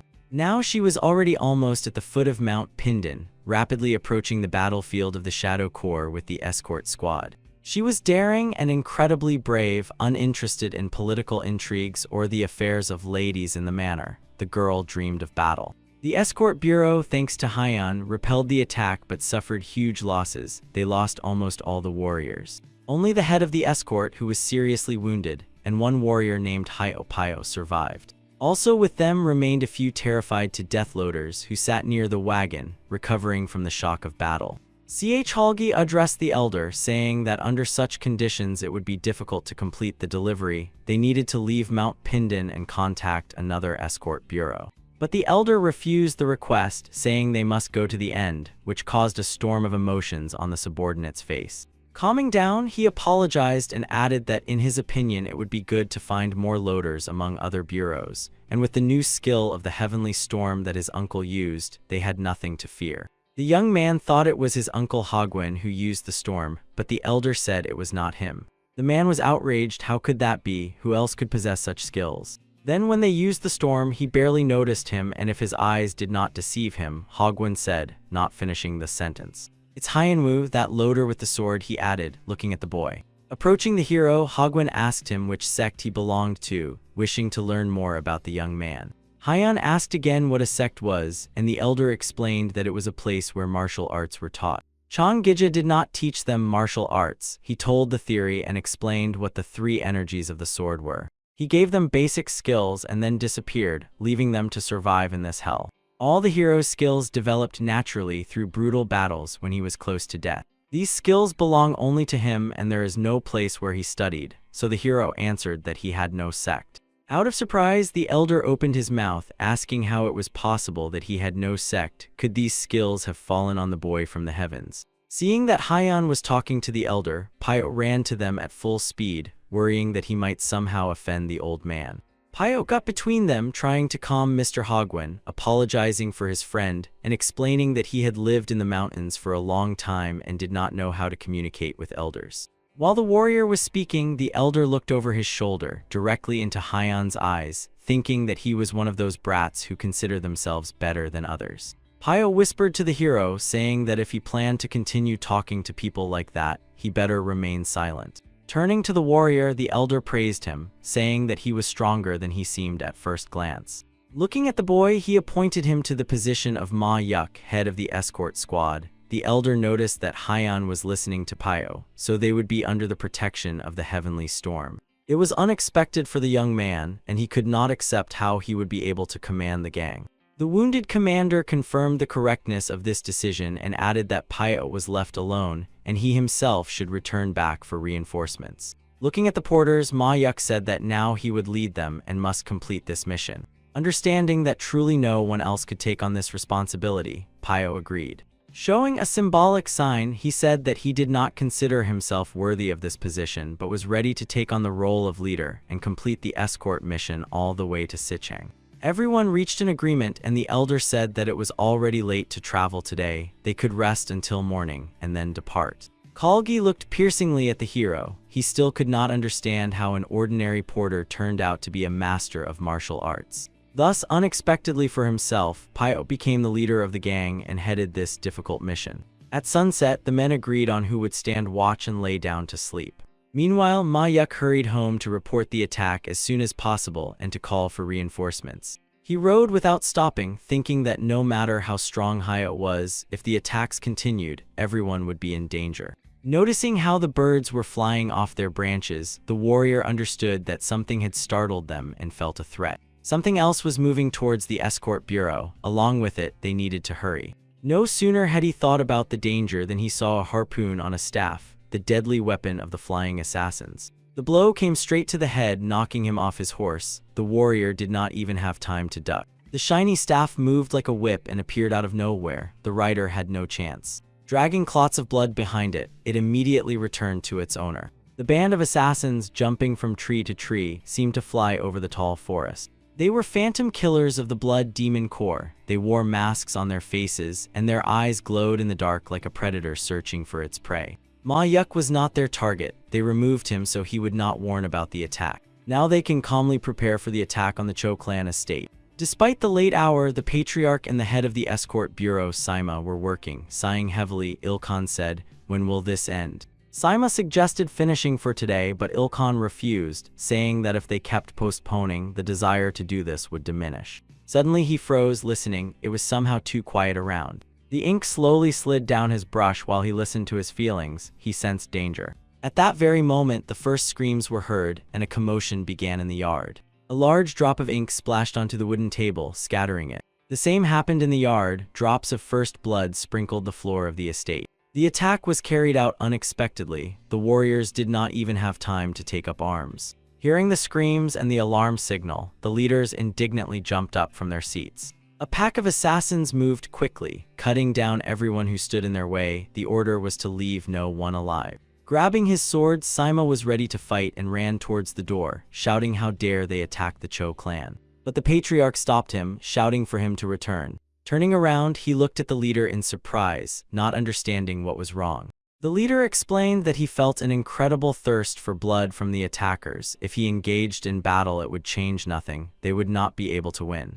A brutal massacre was taking place in the courtyard. The forces were uneven. The assassins were true masters of martial arts. The clan warriors could not resist them. Sadly but resolutely, the leader said that they now needed to go to another place. Leaving everything behind, they quickly ran down the dark corridor, hoping to arrive before the attackers. Solian was in her room, unsuspecting, preparing for sleep. Sima and her brother stood in the doorway, saying that she should quickly grab her things. They urgently needed to leave. There was no time for explanations. The girl was frightened. She anxiously asked where her father was, realizing that something terrible was happening. The entire estate was engulfed in flames. Cries for help came from everywhere. Servants, workers, guards, all were brutally killed. No one could stop or resist these murderers. Their leader gave another order to also visit the escort bureau, which was located near the estate, and kill everyone there as well. Meanwhile, the horses were already carrying those who managed to escape this hell to a safe place. Sima was leading the nobles away. They galloped into the dense forest trying to save themselves. The wooden houses engulfed in flames burned like matchboxes. The fire spread from one building to another. Looking back, watching the smoke clouds and the reflections of light from the fire, Solian realized that the flame had engulfed the bureau. The girl stopped the horse, but Sima, turning around, ordered her to ride forward without looking back. She was worried about her father who stayed there, but the man reminded her who her father was and that he could not do otherwise. He Cho Ilhan, the strongest spear and patriarch of the Cho clan. It was his duty, even if he had to lay down his life. Grabbing his legendary weapon, the man swung it, preparing for battle. Releasing energy, he blasted through the wall to the street right from his office. His mastery of spear wielding was unmatched in the entire Zuchin region. The explosion attracted the attention of the assassins, and their leader looked up, seeing Patriarch Ilhan. He shouted and jumped down, ready to face the fight against a huge number of enemies. The commander of the assassins ordered to bring his head, and the crowd of killers rushed into attack. Meanwhile, Sima tried to bring Solian to her senses, explaining to her that the father had deliberately stayed to buy time for her. Trying to persuade the girl, the brother added that she needed to trust their father, but she still did not dare to leave him. Turning to the dragon gang, Sima said that they needed to hide and asked if they could go with them, but Pen replied that they urgently needed to return to the alliance. Halian, hearing this, scolded his sister, not sharing her intentions. He also wanted to find a safe place to hide. But Pen explained that these killers were martial arts masters, not ordinary warriors, and it was urgent to inform the alliance about this. His friend confirmed that the girl was right. They needed to set off so the alliance could prepare, as this was a huge threat. Looking at the warriors, Sima realized they would not help them, and then only one option remained. The man remembered the porter Hyun, who had defeated all the bandits of the Green Forest in Henshin. Making a symbolic farewell sign, he said that they would find a safe place. Thus, the company split. The dragon gang left Sima with Solian and her brother and headed to the Murim Alliance estate. Turning to the girl, the man said they needed to hurry. They had to catch up with the escort mission. Solian remembered Hyunwoo. It was a good idea. She believed he could handle the enemies. With tears in her eyes, she hoped that her father would keep himself safe and spurred her horse. The killers slaughtered everyone at the Cho estate. The buildings were burning and corpses covered the parade ground floor. Repelling the first attack of the assassins, Ilkhan was wounded. He leaned on his spear, but his spirit was unbroken. Hoping to find out who they were and why they attacked, he addressed the leader with this question. Among the assassins, a hoarse laugh sounded. A dark silhouette stepped towards him, and the warriors yielded to him. The stranger concealed his appearance. Darkness enveloped him, and only the demon's eyes glowed ominously. Ilkhan shouted angrily for him to show his face. Before death, he wanted to know who it was. Suddenly, a hand stretched out from under the wide cloak. It extended, and at the end were huge black claws. Seeing the hand with black nails before him, the warrior understood who it was, but why was he alive? He managed to utter only the first 3 letters, Chan, before his head was crushed by a deadly grip. The demon roamed the ashes until morning, admiring the flawless work of his phantom killers. Calling his servant, he asked where they were now, and the servant reported that the assassins were pursuing those who fled. Raising his eyes to the Lord, the servant cautiously asked why the Cho clan was destroyed after all. Answering, the Lord asked again if the servant knew what connection united him with Chan Gije. He smiled mysteriously, waiting for an answer from his servant, whom he had baptized as the Bloody Shadow. The warrior knew that they had been rivals all their lives, but everything else was a mystery to him. The demon explained that Gija had restrained him for many years. There was a bond between them that could not be broken, but now he was left alone. It was here, in the Cho clan's estate, that Gija decided to gather 100 disciples to stop him, so it was logical to start from here, the demon explained. Laughing and enjoying the smell of burning flesh, the demon said that this was only the first step in destroying all of Gija's plans. The demon was obsessed with bloodlust. He wanted to destroy everyone, leaving not a single firstborn of the Cho clan's lineage. Saving their lives, Sima, Solian, and Cho-in had been rushing nonstop for more than a day. The killers were literally on the heels of the fugitives, not giving them a moment to rest, but a little more time was needed to catch up with the mission. Tired and wounded, Cho-in lagged behind a little because the constant road wound could not heal and he had already lost a lot of blood. The pace was insane, and the boy could no longer physically keep up. Turning around, Sima shouted loudly to him, "Don't fall behind or else death." Gathering all his strength into a fist, he held on as best he could and shouted that he would definitely catch up. The main thing was to protect his sister. Solian thought that he already wanted to stop and try to buy time for her like a father, but it was already too late. The harpoon caught up with him. The sharp blade pierced the brother's chest through and through, right before the girl's eyes. Sima shouted his name loudly. He could not save him and understood that this was the end. The cord suddenly tightened and the harpoon stuck in the chest cavity pulled the young man back into the thick forest. Cho-in, brother, the girl shouted, begging God that this was just a terrible dream. The phantom killers fully justified their name. They appeared again out of nowhere, catching up with the fugitives. One of them attacked Solian, approaching within striking distance. He said that she was caught and swung his sword. Her horse jumped back in fright and stumbled, saving her life from a deadly blow. Stumbling, he fell to the side and the girl flew out of the saddle and fell on the roadside. A horde of assassins surrounded them and there was nowhere left to run. They, like predators, drove their prey into a dead end. Solian bent over Sima, who was also knocked out of the saddle. He lay there with tears flowing from his eyes. The man said to her that he only wanted to protect her and save her from death. The girl looked into his eyes filled with sorrow and thought, if they caught up with them, then the father must already be dead. Pressing his sword to the lady, the leader of the phantom assassins said he could not believe they had come so far and praised their escape skills. But now there was nowhere to run. The assassin raised his sword above Solian's head to finish her off. The poor girl closed her tear-wet eyes and endlessly repeated to herself, I don't want to die, save me. At that very moment, lightning illuminated the night sky, striking with a bright streak. The sword that the assassin held in his hand shattered into pieces. Hyunwoo managed in time, giving the girl a second life. Opening her eyes, she first saw a bright light and thought she was already dead. But when the lightning's glow faded, Solian noticed Hyeon and could not believe he had found her. The warrior was finishing his attack, and the girl spoke his name, still not trusting her eyes. Looking at the enemies, the hero spoke to her, explaining that he heard her call when she begged to be saved. Tears flowed endlessly from her eyes, but in her soul she was happy and grateful to Hyeon that he was here. How he heard her, he himself did not understand. Their gang slowly rode along the road well lit by the moonlight. He was slowly walking, accompanying the cargo, and suddenly stopped, feeling something, and began to listen. Some words, neither voice nor sound, these were thoughts, and he read, please save me. Seeing that Hyeon stopped, Pyo asked him what happened, no longer surprised by his comrade's behavior. Hyeon, without explaining, said he would return soon. He already knew who and from where was calling him, but there was no time. Everyone turned around and Pyo wanted to ask where he was going and stop Hyeon. He was needed here. Trying to stop him, he shouted his name, but the boy was already gone. He seemed to have dissolved into the air. Like the wind, he flew through the forest to this call, thinking how he could hear thoughts, but he did hear them. It was her.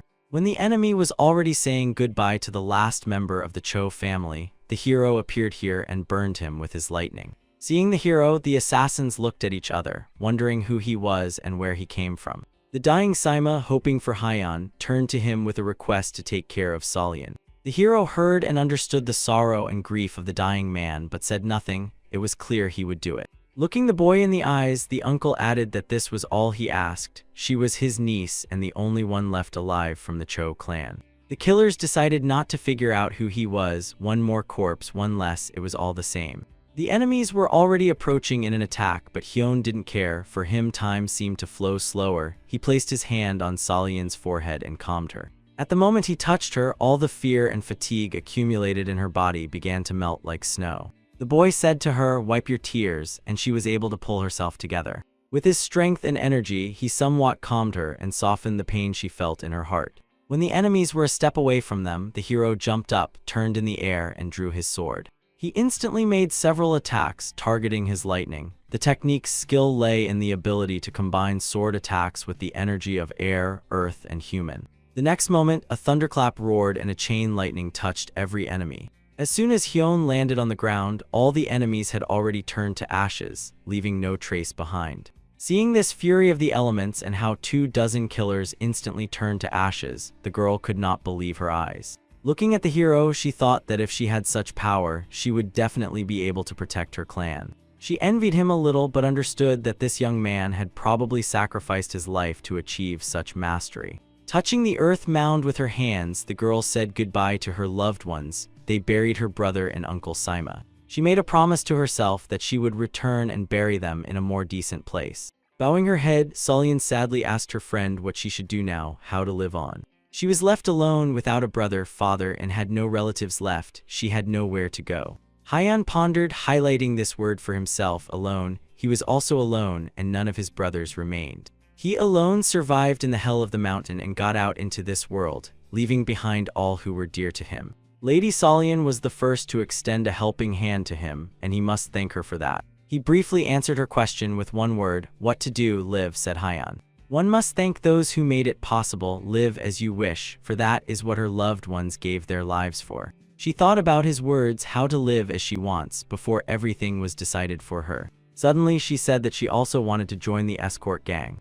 Hyan did not quite understand how to behave with a lady, and simply grabbed her hand with a quick movement. Something resembling a smile appeared on his face and he said to her, "Then let's go quickly and hold on." She did not understand what he meant and looked at him waiting for explanations. But at that moment he jumped into the air, pulling her along. They both became weightless, as if transformed into the wind. The girl gasped from such a rapid ascent. She had never moved so fast, not even on her horse. It was an unusual art of movement, like a real flight. They were not running, they were truly flying. Fearing, she closed her eyes and her tears were blown away by the wind. For some reason they still could not stop, although she could no longer cry. Using the energy of body and air, Hyan simply soared into the sky, taking her with him, making her weightless. This gave the girl a calm that no words could provide. She marveled at how incredible this young man was. Her father and uncle were considered strong martial arts masters, but they could not cope with the killers, and Hyan in an instant turned them to ashes.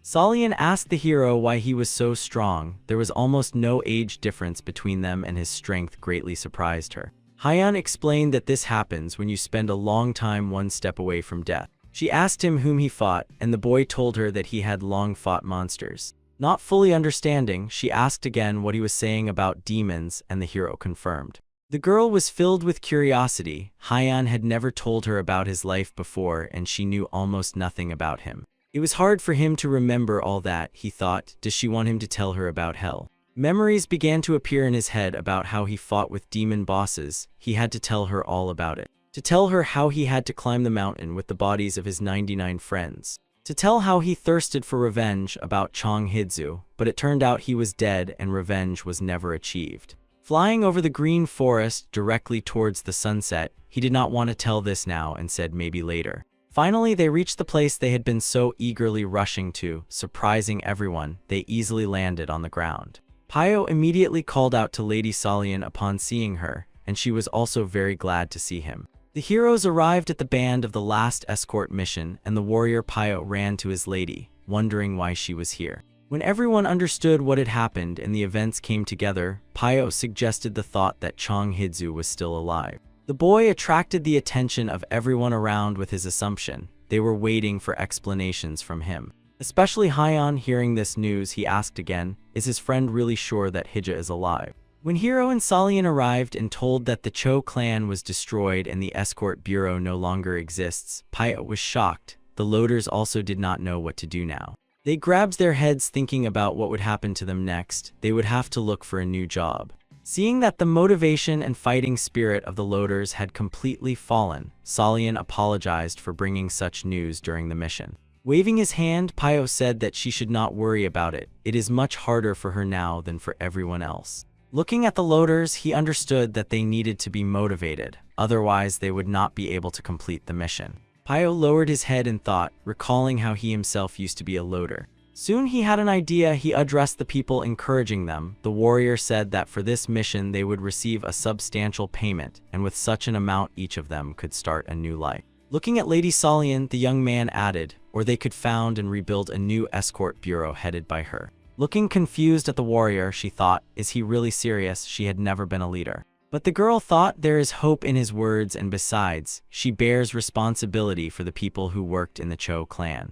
Taking responsibility, she could become as strong as Hyan and avenge the fallen relatives and others. Having listened to everyone and understanding that finally everyone had reached an agreement, the hero asked again, when we are leaving. Slightly lifting the mood, the caravan set off, continuing its mission. The horses pulled the carts and the warriors marched behind. Kalgi, who was riding behind his uncle, looked at him and asked again about Salian, whether she was really the daughter of the patriarch, but Tan Hogwen replied that he should not even think about her and focus on the mission. The elder began to worry when Hyan left the group. As long as he was escorting the cargo, he could take anyone with him, whether a girl or a tiger. Having reached a more or less normal road, the squad began to pick up speed, and the carriers were already running at their maximum speed. Lady Salian held up well and ran without falling behind. She was immersed in her thoughts about Hyan and the monsters he fought. She was curious about where this place was. She had never heard of such a thing and what really happened to him. This boy was like a chest full of secrets. Catching up with the hero, she matched his pace and asked if he could tell her about what they had discussed while flying. But Hyan decided not to answer and again dodged her question, asking her if it was true that Jeong Gija was dead.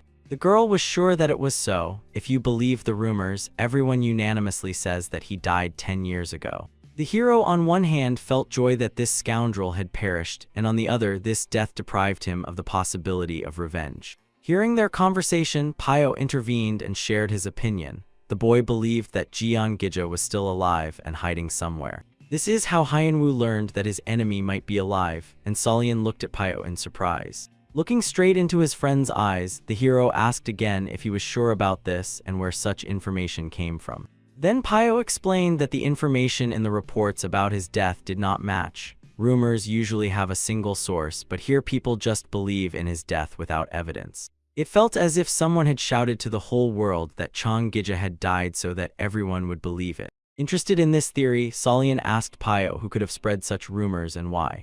The warrior was not sure, but he thought it was done to hide from the community's eyes. And these rumors, in his opinion, were spread by Chong Gija himself, but why he decided to hide was unclear. There was logic in Pyo's words, and the girl looked at him with wide, surprised eyes. If this was true, this news would shake the entire martial arts world.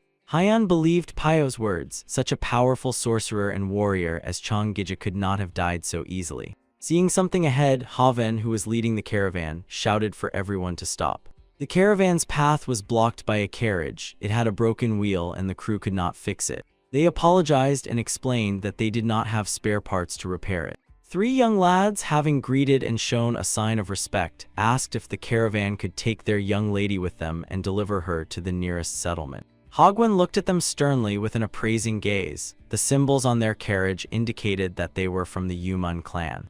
The elder was no fool. He understood that information about the cargo had already leaked and that this carriage was definitely not a coincidence. As soon as he apologetically said that it would not be possible, the carriage door opened and someone's knee appeared, clad in a long dress. It was Yumun Hyo, the daughter of the patriarch of the Yumun clan. She peeked out seductively, adjusting her hair and shooting her little eyes. The girl made an incredible impression. Everyone who saw her was captivated by her beauty. The warriors and porters began whispering and blushing, marveling at the incredible beauty of this lady. Only Hyan was indifferent to her. With an elegant step, she stepped onto the edge of the carriage and immediately pushed off, jumping forward. She was weightless like Hyan when he flew, using a similar technique. She slowly, like a feather, flew over the heads of the captivated men. At that moment, all the men lost their minds and desired her as if she had enchanted them with her beauty. They were so captivated that they could think only of her beauty. This girl could conquer states with a single glance.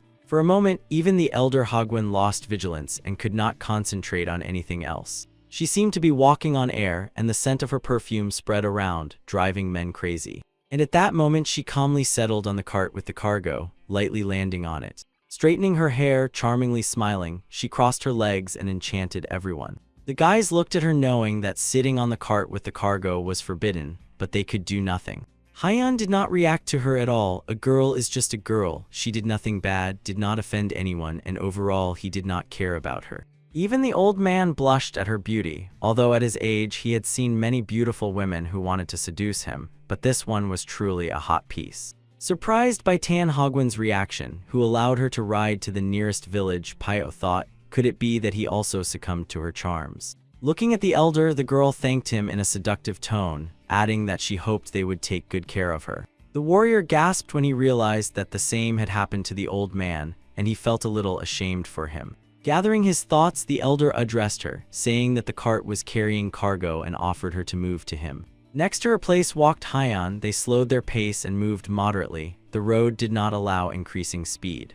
Yumun Hyo did not really want to ride on the same horse with the old man and actually had other plans, so she politely declined. The old man frowned and thought to himself that as long as Hyan guarded the cargo, nothing would happen to it. Turning back, he commanded to move out and then rode ahead, hoping there would be no more surprises. The cunning girl lightly smiled with her charming thin lips. Everything was going according to her plan. Her people walked beside her, using whispering techniques, communicating among themselves and rejoicing that the old man agreed so easily. They checked all the members of the escort gang and reported to their mistress that there was only one warrior here, and all the others were porters. She also examined all their energies and found no martial arts masters except Tan Hagwon. While escorting the cargo, all the men periodically looked back at her and blushed when she caught their gaze. She wondered why with such weak security they were carrying such valuable cargo. 5 carts of thunder bombs. This was no joke. These bombs were made by the Thunder Sect and could reduce any city to ashes in a few minutes. With heavenly lightning and these bombs, the influence of the Thunder Sect grew every day. But ironically, by a twist of fate, they destroyed themselves. After that, the Thunder Sect disappeared for 100 years, and almost nothing was known about their technology. Her body of a terrifying shadow was completely destroyed. She thought maybe they used these bombs, but there was no evidence of this. These warriors were incredible. She herself took part in their training and did not understand who from this escort gang was capable of such a thing. Yumun's gaze fell on the loader who was walking ahead of her. She was already examining his aura, but noticed nothing special in it. From his clothes, it was clear that he was a loader, but why he had a sword and energy like the other warriors, she did not feel. The beauty looked at the boy and thought, why does he attract her attention so much? Something was wrong here. And after some time, it dawned on her, unlike all the men who were here, he never once looked at her. How is this possible with such beauty? Could it be that her charms did not work on this lad? Could there really be a man in this world who was not interested in the beauty of Yumun Hyo? With this thought, she addressed him. She did not know his name and simply called him Loader. The hero turned around. He was the closest to her. As soon as the lady saw his eyes, she froze in silent shock. She had never in her life encountered such a look, a complete lack of interest. She got angry, felt humiliated. The girl immediately wanted to smash his head against this cart.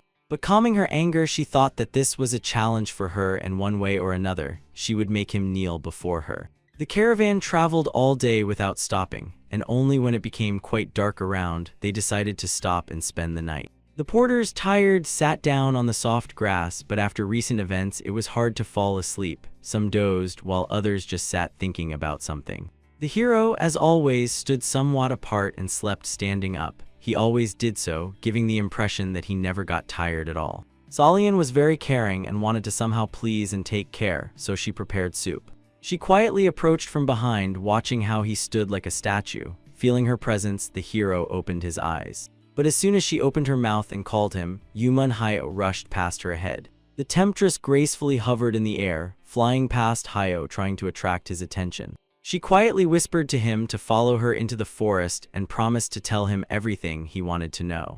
Then she suddenly accelerated, throwing him a challenge if he could of course catch up with her. Yuman decided that if he had a sword, then he was obviously interested in martial arts and planned to lure him into her clan. The beauty was confident that the boy would not be disappointed by her movement skills and would want to learn them too. But if he still did not react to this, she would really be surprised. If he was not interested in her beauty, it meant he was fascinated by something else. Unexpectedly, he found himself right in front of her, ahead of her, and she did not even notice him, pressing directly against his chest. Yuman Hayo looked at him without stepping back, wondering how he managed to get ahead of her like that. Noticing that the lady had disappeared somewhere, her people raised an alarm, running in the direction she had flown. Calling out to her, they followed them, while Solian stood holding a bowl of soup in her palms. "Hyenwoo," she said, feeling so sorry and hurt that he ignored her again. The hero stood before Yuman, examining her facial features and waiting for a reaction. Even in her clan, this art of movement is not mastered by everyone, like an ordinary porter capable of such a thing. Realizing that he was definitely not an ordinary person, the girl frowned and asked who he really was. The hero replied in a calm and even tone that he was Dan Hyenwoo and wanted to know where Chonggija was, and asked her to speak quickly because his soup would get cold. The lady did not expect such a question and replied confusedly that she also did not know where he was, thinking to herself, what soup? Not receiving an answer to his question, the hero was already thinking about the delicious dinner Solian had prepared. Turning around, he told Yuman that if she did not know, he was leaving. The girl tried to stop him by shouting that she still had a question for him, but the hero did not listen. Her guards were already running towards the meeting, having drawn their weapons and prepared for an attack. They shouted what he had done to Lady Yuman. One of them began to draw his sword, reproaching the hero for daring to raise a hand against Lady Yuman, preparing to kill him. The lady loudly shouted to her warriors to put away their weapons. It was an order, she shouted angrily. Seeing the warriors before him, he was already ready to accept the fight, but he heard that Yuman was recalling them. Having drawn their weapons and rushing forward, they were already ready to attack like mad dogs at a stranger. But Hyan instantly disappeared right before them, as if dissolved into the air, leaving the soldiers stunned. Lady Yuman realized that this was not an art of movement. He simply vanished. How was that possible? She had never seen anything like it. The hero rushed like a gust of wind back to his dinner. He could literally dissolve into the air and turn into the wind. Solian screamed, "Oh God," when he almost knocked her off her feet, hurrying back. Opening her eyes, she looked at her hands and was surprised where the soup had gone. There was nothing in her hands. The full bowl of soup seemed to have been blown away by the wind. What would she say to Hyan now? Meanwhile, he was already standing nearby, savoring the prepared food, enjoying the taste. Taking a sip, he said that it was very tasty and good, that he hadn't cooled down yet, and Solian, sharply turning around, noticed that he was already standing nearby. She asked where the person he was chasing was. The hero replied that he didn't know. He would return when he wanted. Solian was curious about something and she asked about Lady Yuman. She is so beautiful. What does he think about her? She is beautiful enough to seduce any man, the hero replied, embarrassing the girl. Blushing a little, she delicately asked Hyan if he considered her attractive. The hero looked at her with an appraising gaze, asking if she meant herself. The girl looked at him and repeated the question, adding that yes, how does he think, is she beautiful? The hero did not want to offend her but decided to tell the truth and simply said that she was different. The hero explained that he did not like women like Yuman, she was too beautiful. Solian blushed even more. It was a very delicate topic and she asked, not understanding why exactly. The guy explained women like Yuman are undoubtedly attractive, but seduction of such a woman can lead to death. The incredible beauty and at the same time commander of the squad of the terrifying shadow Yuman Hayo could not believe it, but it was really this loader. Without a doubt, he is a master of martial arts and destroyed her squad. The girl gave the order to closely watch him. So far, apart from his full name Dan Hyunwoo, nothing else was known about him. The escort mission was approaching the destination in Sichuan. The caravan moved quickly, hoping that it would all end soon. Solyun ran behind Hyunwoo and wondered what the boy meant when he said that the temptation of a beautiful girl often leads to death. Besides, Solyun followed Pyo. Addressing the lady, he warned her to be more careful now than ever. He explained that the closer they were to the goal, the tenser the atmosphere became. It was always like that in all missions. The feeling of danger never left Pyo, and now he felt the same. Tan Hagwon and his nephew Ch Halgi felt it even more sharply. Their skills were more developed and they were in combat readiness. Tomorrow they were to arrive at Tan's main headquarters, but the danger from the Black Viper sect still remained. This sect has grown significantly over the last 10 years. A huge number of their followers could threaten the Tan clan. Watching the clouds, listening to the wind, the elder understood that something was approaching. He thought about how it happened that information about the cargo leaked from the Tan clan itself. Solyun addressed Hyan and conveyed Pyo's words, warning about a possible ambush. But the hero already knew about it and surprised the lady by saying that there were about 100 people there. Yumun Hyo smiled upon hearing these words. She did not doubt Hyan's abilities, but what he said seemed funny to her. The feeling did not fail, and after some time the loaders noticed blurred silhouettes in the sky. A band of warriors used flight techniques. They quickly approached attack range. Hyan reported that this was the first wave and there were about 50 of them, followed by another group. Elder Tan shouted to Hyan not to interfere. He had already faced these enemies and would handle them easily. The old man skillfully jumped off his horse, waving his sleeves and releasing his deadly darts. He ordered Hyan to protect the cargo, while he and his men would deal with these scoundrels. The guys carefully watched the battle, keeping their distance, and Pyo worried whether the elder would manage. Turning to his friend, the hero assured that the elder would manage. He was almost victorious. The darts accurately hit their targets, massively destroying enemies, piercing through and knocking them down mid-flight. The elder's retinue was also quite well prepared and skillfully repelled the ground attack, finishing off those who managed to evade Hagwon's magic.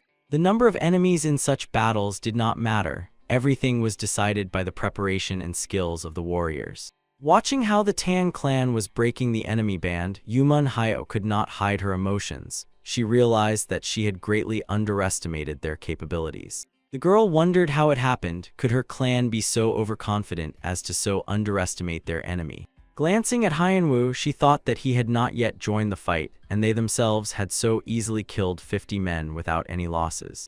Yumun's people turned to the lady using the whisper technique and reported that they would not hold out in such numbers against the Tan clan. The girl frowned and told her people that in that case they would have to retreat. Clenching her teeth, she began to get nervous, thinking about how to give orders to her people without being noticed. Suddenly, Hyan intervened in their conversation, saying that if she wanted to leave and tell the people to retreat, he would not stop her. Hearing how Hyan responded to them using their technique, the warrior was stunned, asking if he had heard correctly. The hero had been hearing and understanding what they were saying all along, just not revealing himself until that moment.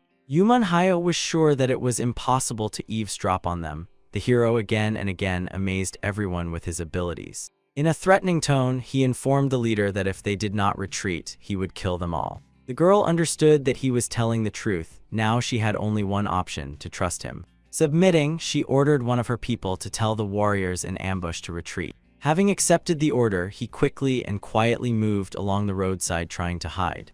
Lady Yumun smiled at the hero. Thanks to him, the warriors of her clan would not have to die, but she did not understand at all why he was doing this. While she was puzzling over it, the hero had completely different plans. He did not consider her clan a threat. But the thirst for killing that he still felt from the forest troubled him more. There was something else there. At that moment, Tan Hagwon threw his last dart, finishing the fight by defeating the enemy. Several warriors led by the elder completely destroyed the Black Viper sect. But that was not all. More skilled assassins and the clan elite were skillfully hiding in the treetops. The vanguard sent ahead was just bait. The Viper clan sacrificed them. The enemies would enjoy the victory and lose vigilance. Meanwhile, the Crimson Moon Corps would attack them. These were more skilled and valuable warriors. The killers of the Viper clan hid in the shadows. They were waiting for the right moment. Everything was going according to plan for them. While Hyunwoo pretended to be blind, the fighters of the Yumun clan got the chance to retreat peacefully. 50 warriors retreated, but the hero still felt that disgusting thirst for blood. Today the caravan did not move anywhere. They buried the fallen enemies and decided to spend the night. Pai approached Lady Solian, who was sitting resting after a busy day, and said that Lady Yumun would stretch the tent behind the wagon and they could sleep together. The girl immediately agreed. It was wonderful. She hoped to sleep in more or less normal conditions and that mosquitoes would not bite her. The girl also admitted that she was a little afraid to sleep alone and could not fall asleep for a long time, fearing wild animals. Somewhat cheered up after the bright victory, the porters talked among themselves, believing that there would be no more attacks and no threat. One of them said that he never thought it could be so dangerous when he took the job. Hyun was silent and did not participate in the conversation but stood nearby and listened, and his colleague added gratefully that only thanks to the warriors they remained alive. He silently looked at Solian, who was no longer as sad as before. The girl decided to sleep with them because now she was a member of the escort bureau. She said that she would have to become the head of the bureau and needed to learn a lot. Turning to Hyun, she asked if he wanted to say something or give advice. Looking at the hero from bottom to top, he seemed even stronger, tireless, like a guard who constantly stands watch. Pausing for a moment, he answered in a serious tone that work in escort starts from the tail of the caravan. Friends laughed at his seriousness, and Pyo said through laughter that he was right. Smiling, the girl asked to be taught everything. She wanted to become the best fighter. She truly wanted this and looked at the hero with eyes full of hope to become like her father and continue his work. Deep night came. The enemy's plan worked. Having relaxed after an easy victory, most members of the caravan fell into a deep sleep.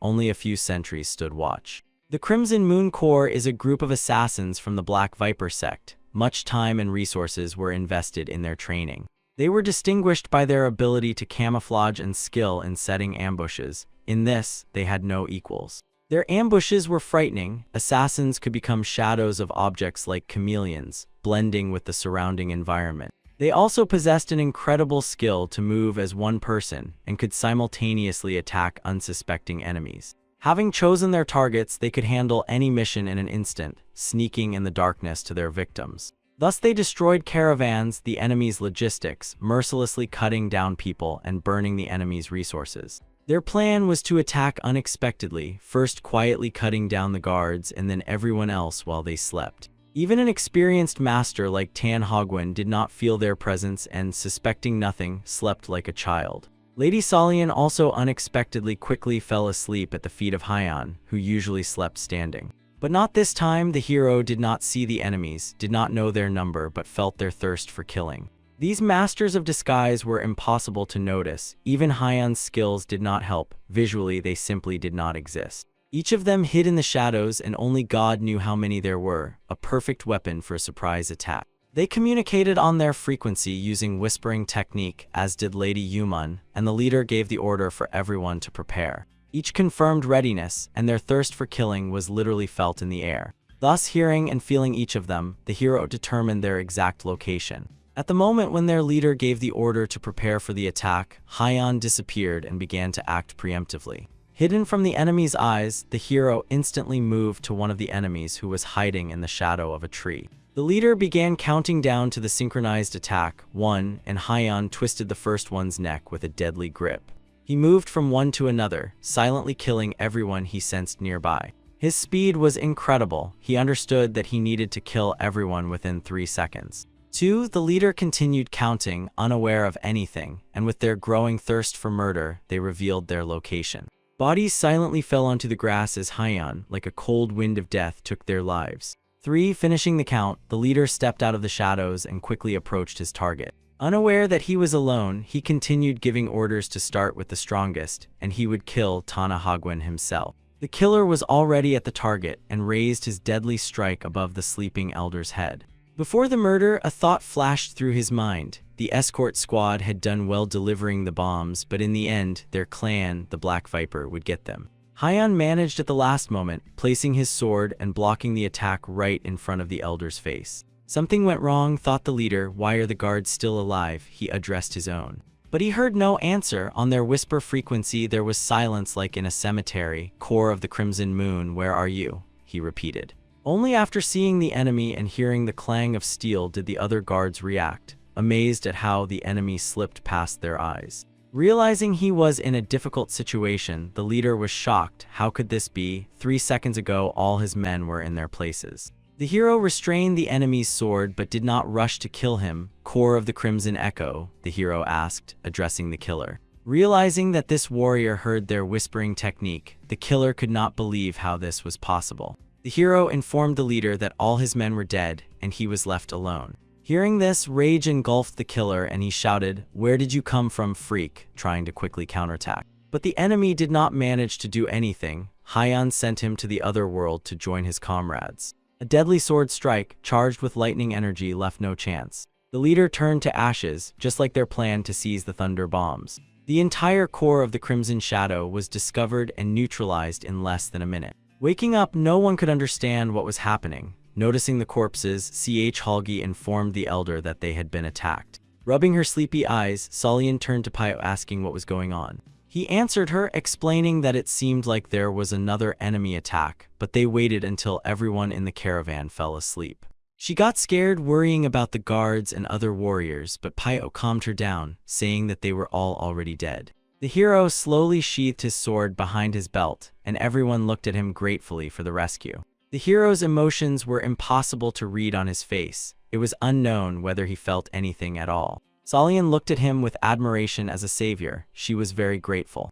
Having looked at all this, Yuman Hyo yawned. She thought that Hyan should be happy that he saved everyone, but he was impossible to understand. She smiled with a crooked smile, examining the boy and wondering how one could be so emotionless. In the morning, the caravan continued moving. The horses made the last dash, pulling the carts. Thanks to Hyanwu, the escort mission avoided losing the cargo, and they continued their journey without encountering more enemies. On the same day, they reached their destination, Sichuan Province, a huge and wealthy city. The happy porters walked behind the cart with a smile, thinking that their mission was finally over and they could relax and have a drink. Walking nearby Yuman Hyo, Solian addressed her with a question. Raising her eyes, the lady looked down on the girl and asked what was the matter. Solian reminded her that she had to leave them as soon as they entered the city and said that they had already arrived. Lady Yuman, smiling, said not to worry about it, she would go herself when the time came. Solian was a modest girl and did not insist to avoid arguments and agreed, while Yuman thought about her what a scoundrel she was. Pio, who was following Hyanwu, remembered what he wanted to do and reminded the hero that he would be very busy now, but the friend did not understand his joke. The warrior said forget about it and got down to business, reminding Hyan that the friend he was talking about was from the Ak clan and this clan was nearby. He is dear to him, and Pio suggested Hyan meet his family. The hero immediately recalled his fallen comrade and his request to tell the family about him. Then Hyan told Pio that he would like to go to the Ak clan immediately after the mission was completed. Finally, the escort mission arrived in Sichuan Province. The noble estate was huge and luxurious. The servants greeted the elder with bows and rejoiced that everyone returned unharmed. Looking at the towering multi-story buildings, the friends admired everything around with delight. Smiling, the elder handed over a small pouch, saying that this was the payment they had agreed upon.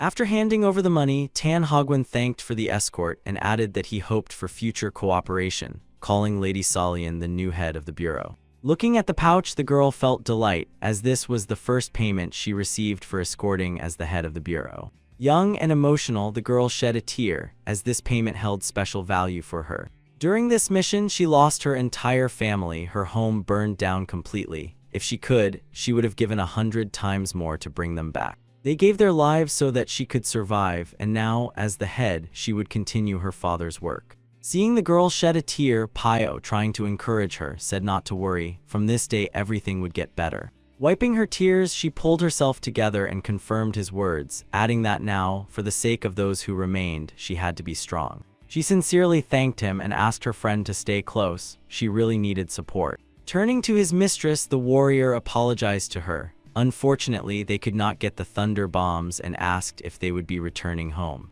But Lady Yuman was no longer interested in those bombs. She calmly watched the courtyard as crates were unloaded and thought about Hyunwoo. She said to forget about those bombs for now. There was not yet a single thing the clan could not obtain. She was confident that the opportunity would come and they would get them. Looking back at her people, she quietly said that she wanted another. Hyan made an unforgettable impression on her. This warrior must be in her Vataza, and she wanted to recruit him. After the mission was completed, interest in his person was shown not only by Yuman, but also by everyone whose life he had saved. Everyone who knew him now looked at this incredibly young man in a completely different way. And Hyenwoo himself did not pay attention to this. He had his own goal and his own path. Everything else was secondary. He was already thinking of setting off to search for the Ak clan. According to Pyo, their estate was supposed to be somewhere nearby. Meanwhile, his friend was saying goodbye to Tan Hogwen, who offered him to stay for a few days, but the warrior refused, saying that he and Hyan had some business here. Suddenly, the hero jumped onto the roof of the building, attracting his friend's attention. Jumping up, an incredible view of the city opened before him, but he did not climb there for that. Looking around, he tried to tune into the energy of his comrade. Each person's energy is different. There are their own features. It is like facial features, and he was looking for something similar to Aksego. Focusing, he felt it. The similarity was incredible, but he could not determine the exact location. All members of the escort bureau decided to stay overnight in one of the inns, and then think about what to do next. Noticing that Hyan and Pyo were gathering to go somewhere, the girl anxiously asked where they were going. The warrior did not go into details since they themselves did not know what would come of it, but promised to tell when they returned. Hyan looked at Lady Solian and noticed how anxious she was. The girl did not want them to leave her alone. The hero carefully extended his hand, preparing to share his energy. Saying nothing and without any explanation, he placed his hand on her head. Solian was no longer surprised. Anything could be expected from this young man. She wanted to say something but remained silent, wondering what it could mean. Suddenly, she felt again that warm, soothing energy with which he had enveloped her when she lost her father and was one step from death. It was very pleasant and truly calming. Withdrawing his palm, Hyan said they would return soon and asked her not to worry. After that, they ran together to the exit. Pyo already knew the way and where the Ak clan estate was located. Solian silently watched them leave, and behind her, Yumun Hyo was already running with his guard. Pyo immediately noticed her and frowned, unable to understand what this lady was doing. The beauty was rapidly catching up with them. Pyo yielded to her in speed. Her skill in light movement was at its peak. The warrior thought, could it be that she does not intend to return home, and made a sour grimace. The young man was smart and understood this lady clearly wants something from them. She doesn't even know where they are heading, but follows them. Realizing that they did not need her, the hero thought that they needed to speed up. The hero stretched out his hand and decided to give Pyo a bit of his strength. He was well in control of his inner resources, and for him, it was a piece of cake. Feeling the surge of strength, the warrior immediately accelerated, surprised at how much easier it became to run. His steps were now weightless and he felt no fatigue. Pyo understood what had happened and thanked him, adding that now let them try to catch up. Seeing how they accelerated, Yumun was furious. Could it be that Pyo was also hiding his true power? Thus they managed to break away, leaving Yumun Hyo far behind with his minion. Amazed by Pyo's new abilities, he ran joyfully, admiring the speed of movement. The estate was located on the outskirts of the city. By the time they ran there, it was already evening. Stopping in the yard, the warrior showed the hero the ancestral house of the Ak clan. Turning to his friend, he asked him if he was ready, then they could enter. Meanwhile, pursuers appeared from behind. They still managed to catch up with the hero. For them, this sprint was difficult. Breathing heavily, Yumun said, finally caught up. Pyo was surprised that there was no guard near the ancestral home and simply knocked on the door. At first, no one opened and he began to think that something had happened to this family, but soon the door opened. In the doorway stood a tall, red-haired man with a sword on his back. He was clearly a powerful warrior, judging by his posture and how he carried himself. Seeing this man, Hyan's eyes widened in surprise. He looked exactly like Aksegi, only much older. Looking at Pyo, he said he did not know who they were and did not accept guests, but the warrior immediately explained that they had not come for that and asked if he knew a man named Aksegi. Hearing the name, the man's face immediately changed. He furrowed his brows and was clearly not happy with the question. He became angry and his energy began to press on Pyo. The man seemed unable to control it, so angry was he. He asked the warrior who he was and why he was looking for Segi. Pyo barely held on, feeling the pressure of his energy. He did not understand why they wanted to kill him. He only asked. At that moment, Pyo felt so bad that he could barely breathe. Understanding that his friend could die, Hyan stepped forward, shielding him with his body and unleashed even stronger energy. The situation was tense. Even the hero himself did not understand what to do in such a case. When the hero struck with his power, it irritated the man even more. But the young man calmly looked at him. He had to somehow calm the furious warrior. He grabbed his huge sword, ready to cut into pieces everyone who came to his yard. It seemed as if this man was angry at the whole world, and his energy was filled with hatred. The hero restrained himself until the last moment, looking straight into the eyes and waiting until the man vented all his anger. Lady Yumun stood aside, not interfering in the fight. She was curious about what would happen next. Coming to his senses, Pyo addressed the man, telling him to calm down because he misunderstood everything, and explained that Hyan was a friend of Sega. His friend, the warrior, asked again. It was very strange. No one had seen Sega for many years. The hero introduced himself as Dan Hyanwoo, and his friend added that he had lived in the mountains for a long time and was not familiar with etiquette rules. Pyo apologized to the warrior on his behalf, explaining that he was not used to the customs of the civilized world. Calming down a bit, the man explained that he was Uncle Aksegi and his nephew had disappeared 10 years ago. Addressing the hero, he poked him with a finger, asking if he had really seen him during those 10 years and if so, to say where the nephew was. Chanhija also disappeared 10 years ago like his friend, so they all must have ended up there at the same time. Hyan understood. The time they spent there seemed like 100 years to the young man, but it turned out it was only 10 years. Akyuna still could not wait for an answer and his patience ran out. He said sternly, "Finally tell me where he is." The hero thought that the first thing he had to say was that his friend was dead. Remembering the comrade who bled out in his hands, he said briefly, "Dead." Anger filled Yuna again. What was wrong with this man was unknown, but his temper was nasty. "Scoundrel," he shouted and drew his two-handed sword, jumping into an attack. A blow of incredible force struck the hero right on the head, but he was not going to dodge. Thinking that this was the end, Pyo shouted, "A blow of such force could split a horse in half." Even the cold heart of Yumun Hyo clenched. She screamed hysterically, "Oh God, no." She was overcome with anger. She screamed and could not control herself. It seemed another moment and she would rush into the attack. Preparing a powerful magical attack, she was ready to strike at that very moment. But her guard, who stood nearby, understood that this could be a fatal mistake.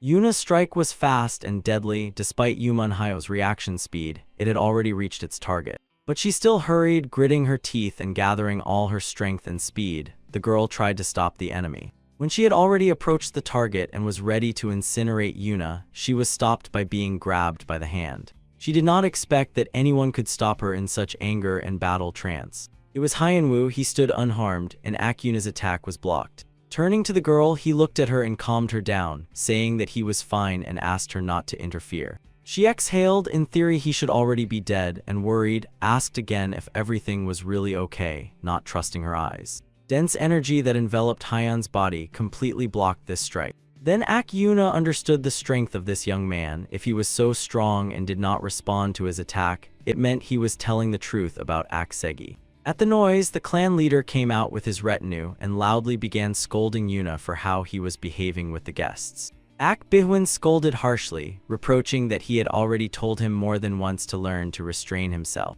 Realizing his mistake, Yuna apologized to the leader and promised that it would not happen again. Yumun Hyo, together with Pyo and his bodyguard, stood aside, observing the Ak clan leader. The hero understood that before him stood the father of the deceased and in a sad tone informed that his friend Aksega had died.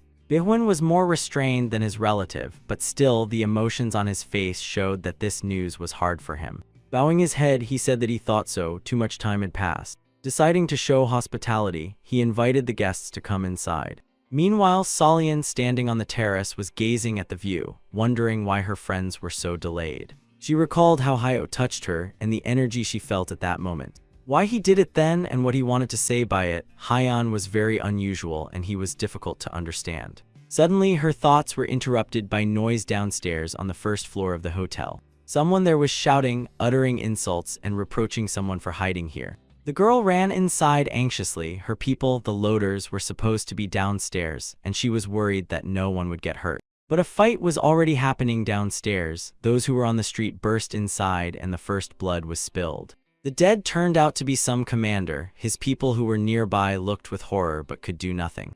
Holding swords, the killers looked at the people standing nearby. The hotel guests stepped back in fear. Chong with his colleagues, the loaders, were sitting at a table drinking. They immediately stood up, outraged that they could not relax properly. Coming down to them, Mrs. Solian asked them to go upstairs to their rooms to avoid trouble.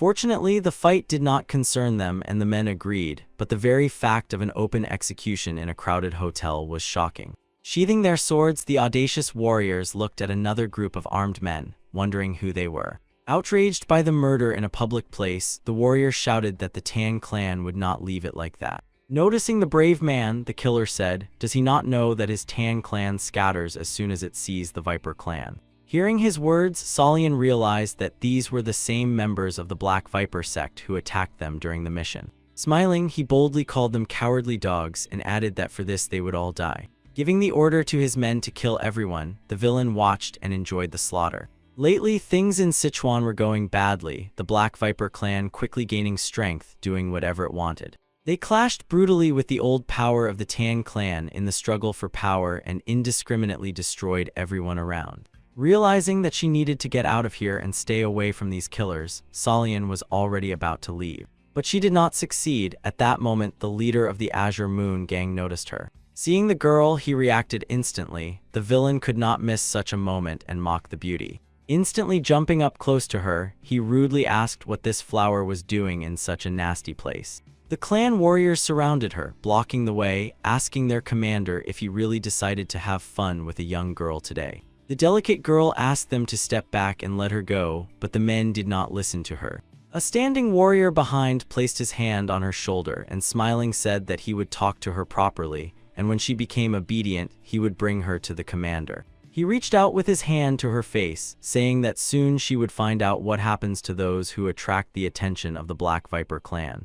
But Solian, although she looked like a small, fragile girl, was not to be underestimated. Gripping the man's hand firmly, she twisted it so that he howled in pain. The girl, like a true hand-to-hand combat master, subdued the burly man. Pressing him down with both hands and using her own weight, she struck him hard against the floor. What the hell, thought the warrior. He had assumed she was just an ordinary pretty girl. But it turned out that this flower had thorns. Solian looked at him sternly, ready to defend her honor. "Who are you?" the stranger asked again, seeing how she had put his best warrior on the ground. Rising, she introduced herself as Cho Solian, daughter of the head of the Cho clan. And proudly straightening up, she added, "The current head of the Henan Security Agency." "What does that mean?" The scoundrel looked at her in surprise. The girl had extremely surprised him. Hearing this, the warriors laughed together, teasing her with apologies for not recognizing such a respectable person.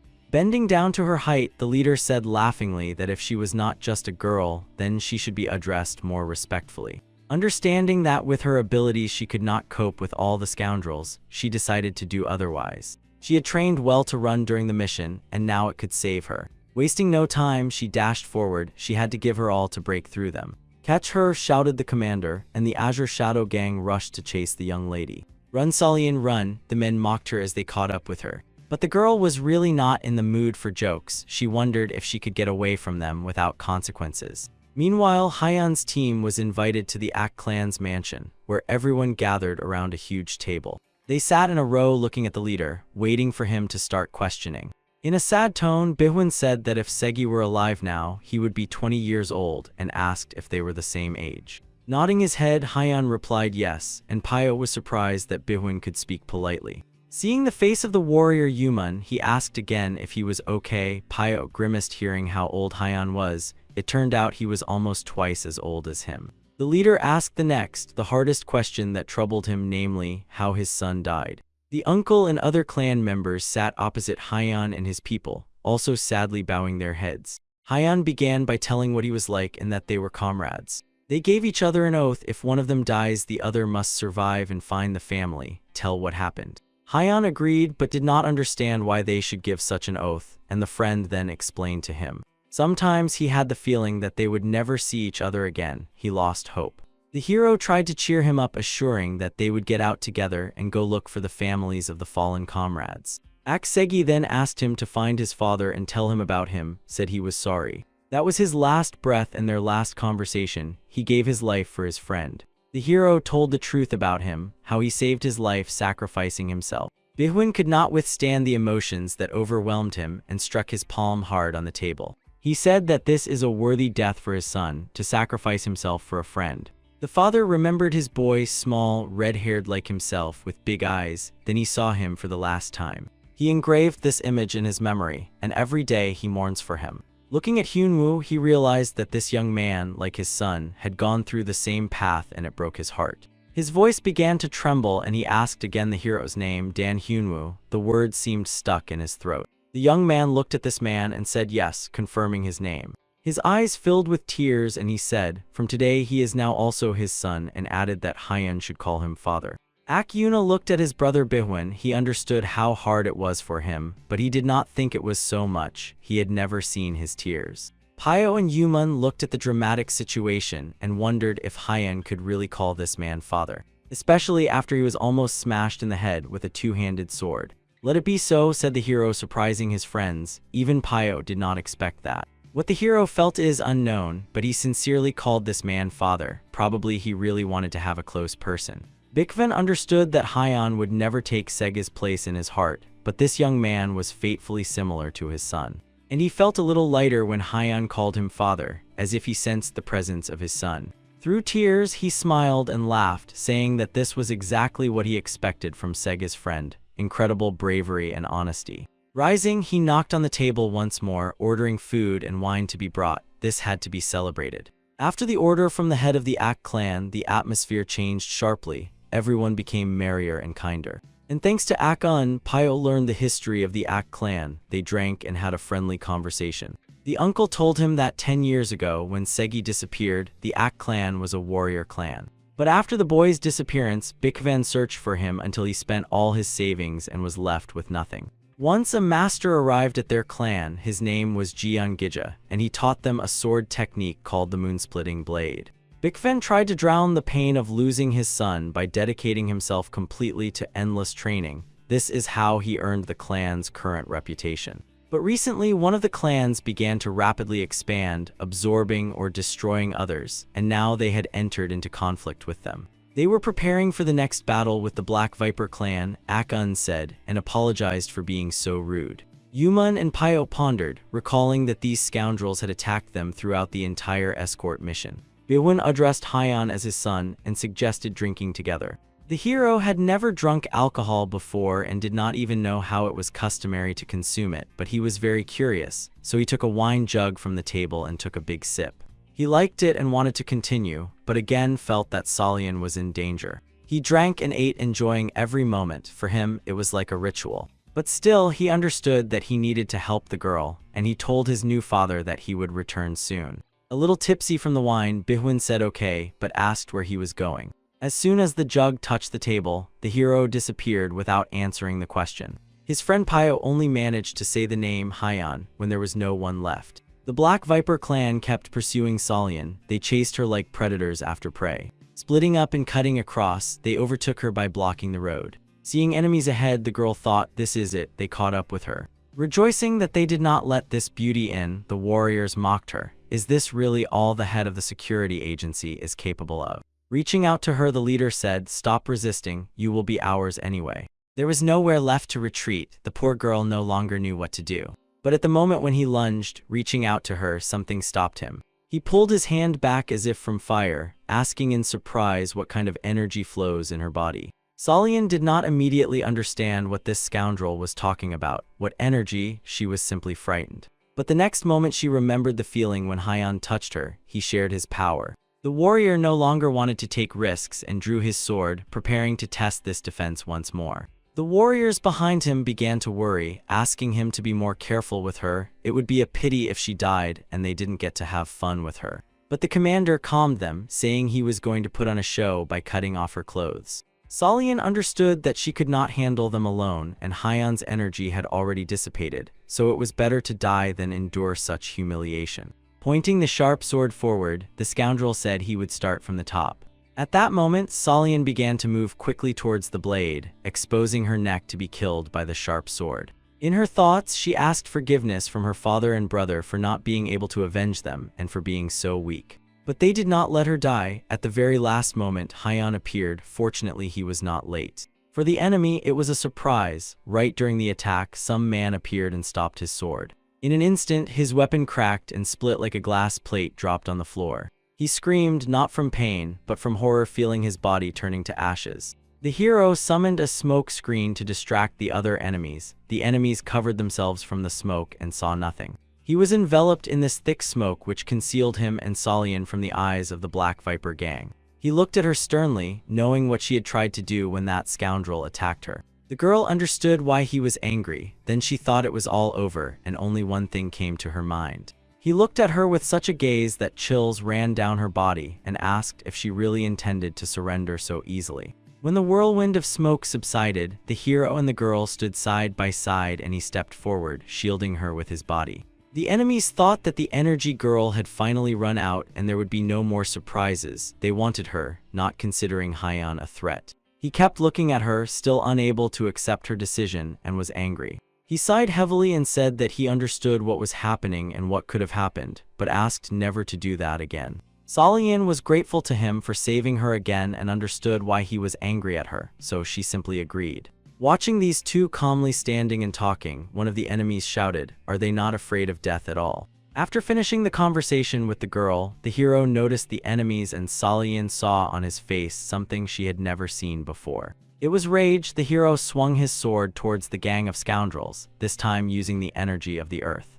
The earth shook beneath their feet, they retreated and began to panic. At that moment, sharp spikes burst from the ground, piercing them, pinning and breaking their legs. The earth seemed to want to devour them, attacking from all sides and blocking escape routes. The enemies died one by one. The element was merciless and controlled only by Hyan. Those who had good agility still managed to jump back, but it was quite difficult. The earth was as if alive, it writhed underfoot mercilessly, engulfing everyone. At the same time, something gigantic burst out of the epicenter with astonishing speed. One of the warriors froze in horror. He had only seen such things in pictures in ancient scrolls. A real dragon burst out from underground, death radiated from its gigantic maw, and its roar made blood freeze in the veins. It grabbed the last scoundrel, tearing flesh with sharp fangs. Solian, captivated and simultaneously frightened by the power, could not take her eyes off the creature. The young man explained that this creature was an earth dragon, completely made of stone and earth. The second form of the skill of the three energies of the sword, it commands the element of earth.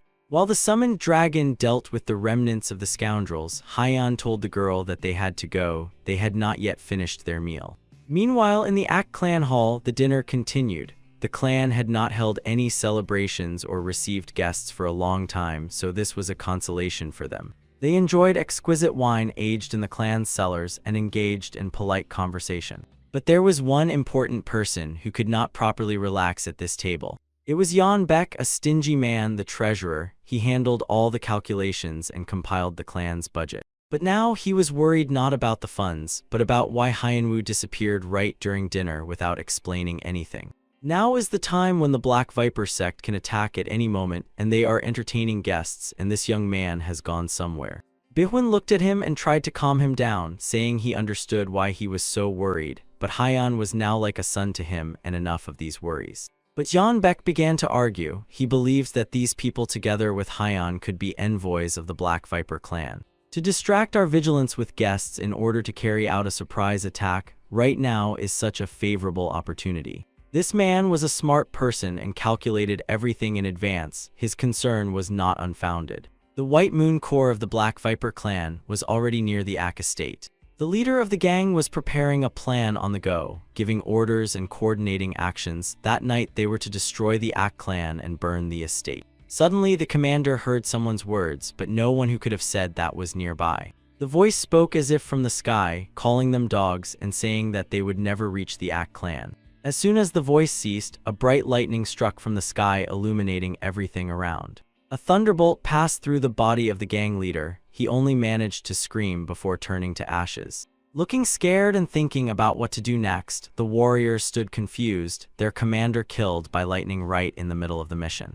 When the smoke and ashes cleared, silhouettes of two people appeared in his place. It was Hyan standing ready for battle, holding a sword burning with energy in his hand, and next to him, the incredible beauty, Lady Solian. He loudly declared that he would not allow them to reach the estate and spoil his father's celebration. He was so fed up with the Black Viper clan that the hero did not hesitate and immediately launched an attack, giving the enemies no chance. Hearing the hero's words about his father, the girl was extremely surprised, wondering since when he had a dad. Lightning relentlessly tore through the night sky. The enemies found themselves as if in the heart of a storm. One of the guards of the Ak estate, seeing the flashes, ran to see what was happening. Seeing Hyan, who wielded his sword and controlled the elements to deal with the enemies, the warrior froze. Without a doubt, he looked like a demon. The enemies could not react. He moved quickly across the battlefield, engulfed in thunderous power. There were no emotions on his face except rage, and his eyes burned with energy.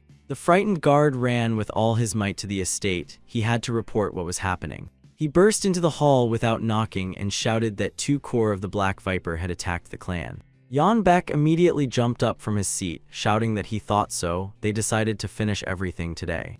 Yuman and Pio instantly turned pale. They became victims of these circumstances, and now all suspicions would fall on them, and Hyan was still missing. The leader angrily struck his glass on the table. Shards scattered around, and he himself flared up with energy. Pio, holding a small cup, sat unable to move, watching as Bihun instantly expelled all the alcohol from his body. The guard immediately continued. That was not all. He shouted that the attackers were no longer there. They had all been destroyed.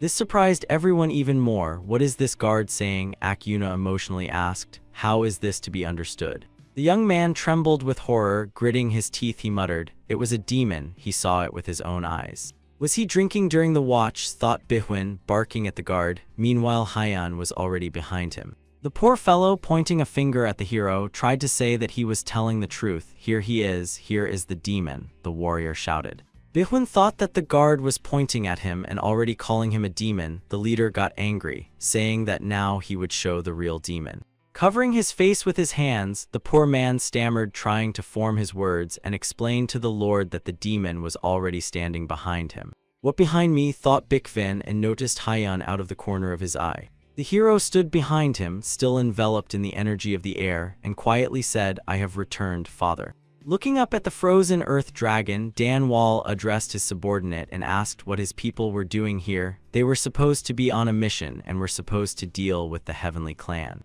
Sla Hyan completely exited the dragon, and he remained frozen, holding the warrior's body in his teeth. The subordinate reported that the last time these people were seen was at the Songdo Inn, and they were chasing some girl. Hearing this, the leader ordered to bring her at any cost. Accepting the order, the warrior apologized to the lord, and fearing the reaction, reported another bad news. 2 corps of the White and Black Shadows sent to the Ak clan were also completely destroyed. No one survived. Hearing this, Dan Wall was filled with anger. His pupils narrowed. Releasing his anger, he struck the earth dragon with force. From his blow, the petrified earth cracked, and the majestic statue with a rumble fell apart into pieces. Giant boulders rained down to the ground, burying the bodies of the fallen warriors. The ruler ordered to dig up, retrieve, and properly bury the clan members. He had nothing more to do here. Having inspected everything, he decided to return to the main base. And finally, he added that they should get Grim Jinshin and promised to wipe out the Ak clan to dust. The next morning, the guests of the Ak estate were already preparing to leave, thanking for the dinner and overnight stay. In response, they were told that they would always be welcome here, and the clan's doors were always open to them. Solian and Hyun walked side by side, planning to return to the hotel to the porters and attend to agency matters. Yuman watched them and could not calm down. Their closeness troubled her. She wondered why Hyun ignored her and kept fussing with that silly girl. Suddenly, her thoughts were interrupted by the voice of Ak-un, who asked her why she was so sad since early morning, calling her Hyun's girl. She reacted sharply, asking what he said, and the man realized he was mistaken, apologizing and asking if she was not Hyun's fiancée. Pointing a finger at Lady Solian, the girl said, "Then who is she?" Scratching his chin, the man thought and said that they looked more like brother and sister. Lightly smiling, Yuman Hayo replied that then she would pretend that nothing happened yesterday. When they had already stepped into the yard, the uncle addressed his nephew, reminding him that he needed to say goodbye to the clan leader before leaving, as was their custom. Smiling, he added that it would only take a couple of minutes, and then he could go. He never misses training sessions, so he should be at the training ground now. And so it was. The man was skillfully practicing sword techniques. Moving on autopilot, he pondered over what Hyan had told him the previous night. Then he asked the hero how he managed to deal with such a number of enemies. And Lady Solian explained that it was the skill of the 3 sword energies, and the technique was called Heavenly Storm. Hyan received it from a master named Jiang Jija. Hearing this name, Bihun realized that they had the same teacher.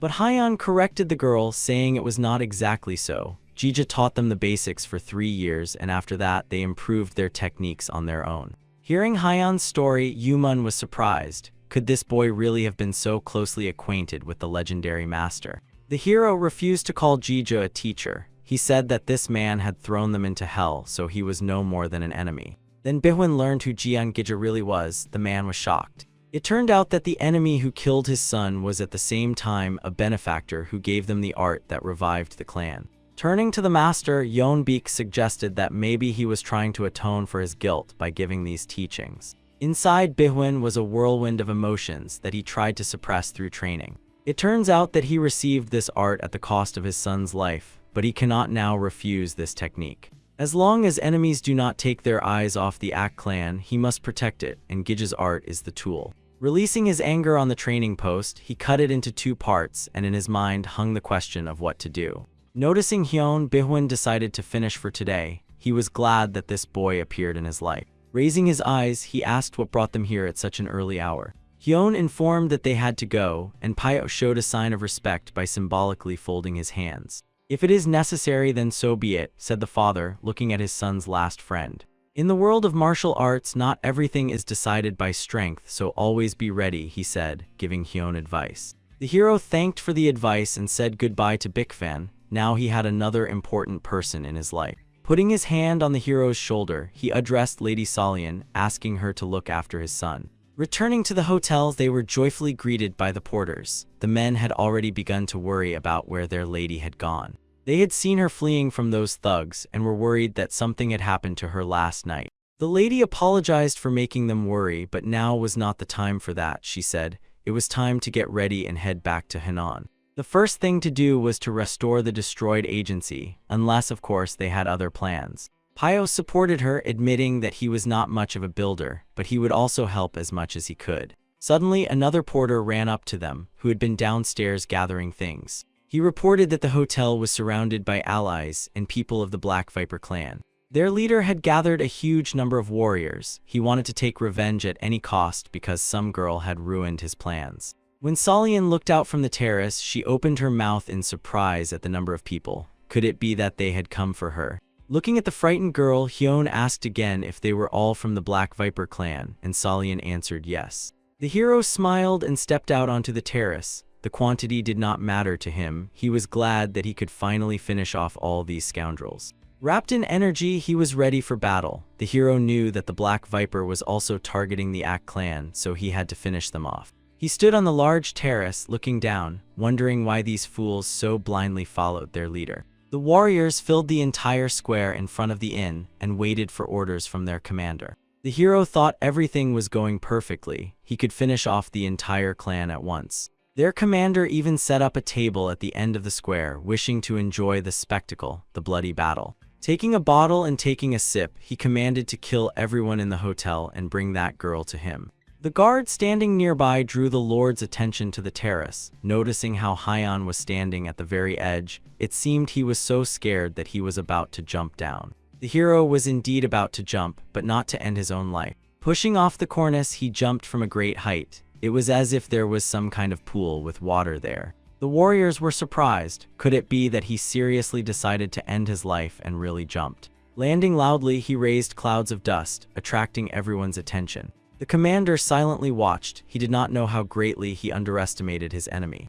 At that moment, lightning struck. Hyun used his skill and the element obeyed. Eclectic discharges massively struck the enemies, lifting them into the air and turning them to ash. What is happening? The leader could not believe his eyes. Lightning in a clear sky. The charged energy field around the hero prevented anyone from approaching him. Lightning destroyed the nearest enemies. Today the Black Viper clan will end its existence, Hyun declared. Ash scattered around, rising upwards with the wind currents. The hero dealt with all who stood against him in a few minutes. The loaders began cleaning up, understanding that they needed to finish quickly and go home. Looking at her savior, Solian apologized to him for having to fight for them. She was worried about him as she understood that such a battle required significant internal resources. Clearing piles of corpses, the loaders carried out the charred bodies, marveling at Hyun's strength.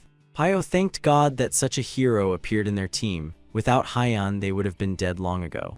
Meanwhile, the sect of the Black Viper, which had suffered incredible losses, was preparing its trump cards. They had in their arsenal thunder bombs, devices once made by the Thunder Strike clan. Due to the great complexity of their manufacture, the entire clan perished, making a mistake in production. Danval preserved them for dire times, and now he was ready to use them. Suddenly, a guard rushed into the Lord's room, hurrying to report the news. The leader interrupted him, asking if the commander had brought that girl.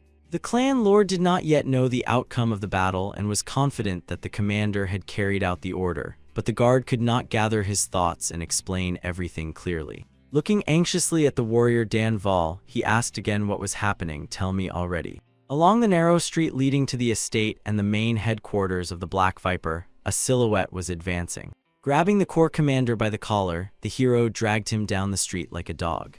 Haiyan understood that to finally finish them off, it was necessary to cut off the head of this snake.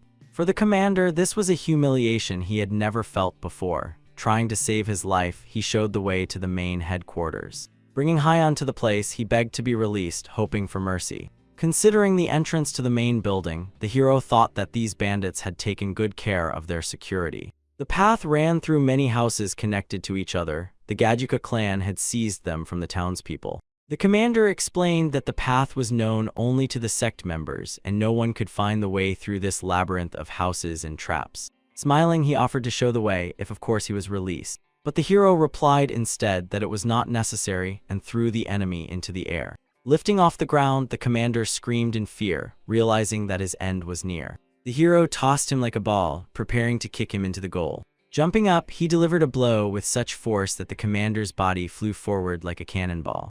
Giving incredible acceleration thanks to the energy of the wind, the commander's body crashed into the first house, breaking a path. Stone and wooden walls shattered into pieces. The hero simply decided to go straight through. Having broken the path in this way, the commander, as promised, showed the way. His body was imprinted on the gates of the main entrance, where he shamefully died. Through the hole that had formed, the hero could already pass to the main entrance. "I will pave my own way," the warrior said, using the body of the sect's commander as a key to the protective spells. He instantly transported himself to the next gates, delivering another powerful blow. And the gates also did not hold, shattering into pieces. The spells that were cast did not work due to the presence of the commander. The mangled body flew into the courtyard, rolling epically across the stone floor. The passage was free, and the corpse, distorted beyond recognition, lay bleeding. All the warriors who remained stood around the head of the sect, ready to give their lives at his command. Danval was impressed by Haiyan's cleverness and strength. He so easily bypassed all the protective spells and passed through the labyrinth. No matter how strong that guy was, he would not be able to resist the entire Black Viper sect alone. The leader assured himself and shouted to Haiyan that he would not leave here alive. The hero burst into the crowd of warriors like a whirlwind, intending to finish them off as quickly as possible. Seeing Haiyan, Danval's courage vanished somewhere and he abandoned his people, retreating backward. Everything happened very quickly. The warriors did not even have time to understand what had happened to them. The hero cut through them with his sword, and the energy of the lightning incinerated. Retreating, Danval thought, what kind of technique is this? Could it be that before him is a master who has achieved rejuvenation? All his retinue was destroyed, the leader was left alone. The only way to survive was to retreat with a counterattack using thunder bombs. It was necessary to increase the distance and direct the bomb's explosion at Haiyanwu. Marching forward, the hero shouted, asking, "Are you the head of the Black Viper sect?" Taking a device from his pocket, the enemy replied that yes, it was him, preparing to use the bomb. It was enough to just slightly turn the mechanism clockwise, and the energy would be released. Stretching out his hand, he directed the explosion, hoping that the ancient magic would not affect him. Seeing the power that burst from this little gadget, the hero prepared for the strike. He had never seen such a powerful weapon, and began to doubt that he would withstand it. With a thunderous explosion, the inferno broke free, engulfing and destroying everything around. If Danval had not directed the explosion and endured the blast radius, he would have been blown away like a feather. He laughed, looking and feeling the heat of the fire. No living creature could withstand that. But the hero disappeared in time, instantly turning into the wind, becoming not material, but simply energy. That was enough not to die from the blast wave. Protecting himself from the fire, he made a sword attack. Striking the floor, he used the energy of the earth, summoning the earth dragon again. Stone spikes with a rumble tore through the stone floor, and the earth came alive. Sharp peaks quickly moved, breaking through the floor towards Danvalia. He tried to retreat, but behind the spikes a dragon emerged from the earth, opening its huge jaws. The leader could not resist this creature. Looking at the terrible dragon, he screamed in panic. With a quick movement, the dragon caught its prey, crushing Dan Valia with powerful pincers. Thus the Black Viper sect ceased to exist, and the huge creature froze, turning into stone. Hyun calmly walked out of the fire, protected by his energy, and hoped that was the end. The warriors who managed to survive, those who were hiding, began to flee in all directions. They ran terrified to death. Demon, demon, they shouted, he destroyed our sect. Dan Valia's body remained trapped in the petrified jaw, and 2 thunder bombs fell from his sleeve. Noticing this, the hero swiftly moved, grabbing them so they would not detonate.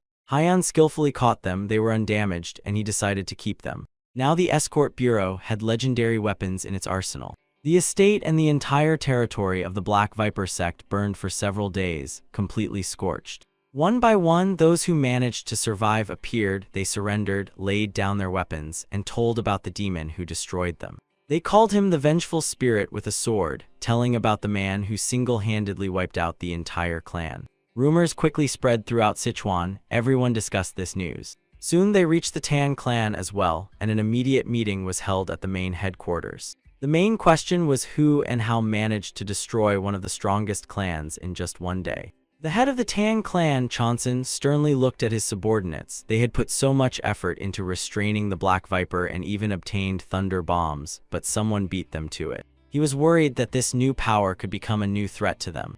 Addressing the ruler, the scout reported that it was done by one person. The Lord did not believe these words, and doubts about the truthfulness of the information also appeared on the faces of other leaders. But the intelligence conducted its own investigation. Everyone who survived that massacre told the same thing. Elder Tan Hogwen knew what powers a person could possess and confirmed that it was quite possible. He asked again what that man looked like, and when he heard that it was a young lad in gray work clothes, he understood who was being talked about. The hero wore distinctive clothing, like other loaders of the escort bureau. The scout looked at the elder in surprise, wondering how he could know this person. Hearing from Tan Hogwen that he knew who it was, the leader could not hold back and demanded to be told more details. He listened carefully to the elder, heard the story of how a loader named Hyunwoo saved the escort mission, and understood everything. Ch. Hansen was a very impulsive and emotional man. He immediately made a decision. The chief ordered to catch him and make him part of the Tan clan. Such a person could not be lost.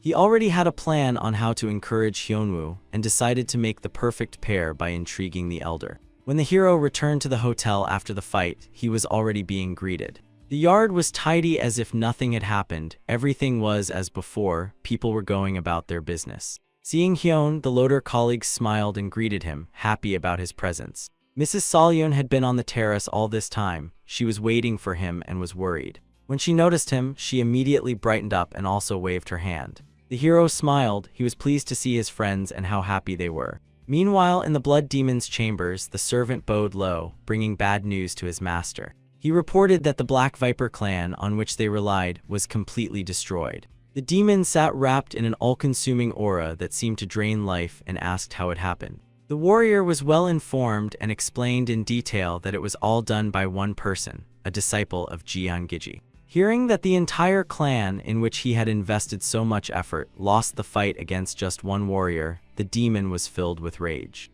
Feeling terrible pain, the warrior gritted his teeth, begging for forgiveness. He quickly began to tell that they know where he is and who he is, but the Lord was relentless. To control Sichuan, they taught the Black Viper clan the technique of the curved moon. In addition, they gave them 3 thunder bombs. The demon continued the pressure without stopping. In his non-human eyes there was only anger and thirst for blood. His voice sounded as if from underground. He did not believe that some porter destroyed his army. Losing strength, the warrior begged to stop. It was hard for him to breathe, and he barely held on. The ruler ordered to thoroughly study this man, everything down to the smallest details, and return with a report. The demon thought, could it be that Chong Giji really managed to create such an incredible weapon against him, and this pleased him. He promised himself that he would destroy everything Gija created and start with this monster. After many trials that befell the escort bureau, they finally set off home. The hero handed over the bombs he managed to take from Dan Wall to Lady Salyun. The girl did not yet know what it was, but thanked him, told him that he was incredible, single-handedly defeated the entire clan and brought this, finally asking what it was. The hero explained the enemy called these devices thunder bombs. Hearing this, Pio literally dropped his jaw. Kion took them because he thought they could be useful to their cause. Solian looked at Pio and showed him how wonderfully she spins. The warrior barely managed to stop her before she activated it. Pio asked the girl to give him these devices, promising that it would be safer that way. The warrior had read a lot about these incredible bombs and knew what they were capable of, so it was decided that he would be responsible for them. But before they could leave, another lady appeared who constantly poked her nose into their affairs. The hero was no longer surprised. He felt that getting rid of her would not be so easy. Seeing this woman, Solian became upset. Everything had been so good until that moment. Approaching the escort gang, the woman asked if they were going to Henan, and she began to ask to join them, disarming them with her charming smile. Solian sighed heavily and said that at this rate she would be asking to come to work with them too. Passing by Kion, she said how wonderful it was that now they would go as one gang, and the hero asked her not to be so intrusive.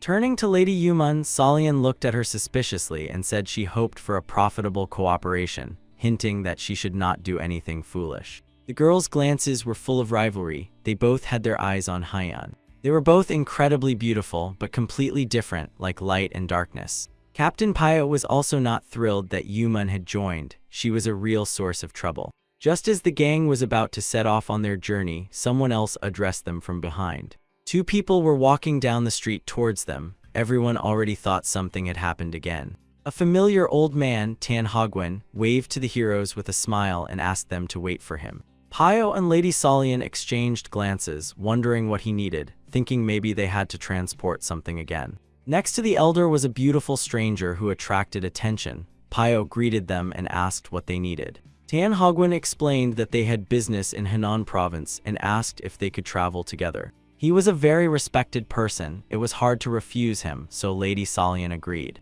The elder also introduced the lady standing beside him. She was the daughter of the head of the Tan clan.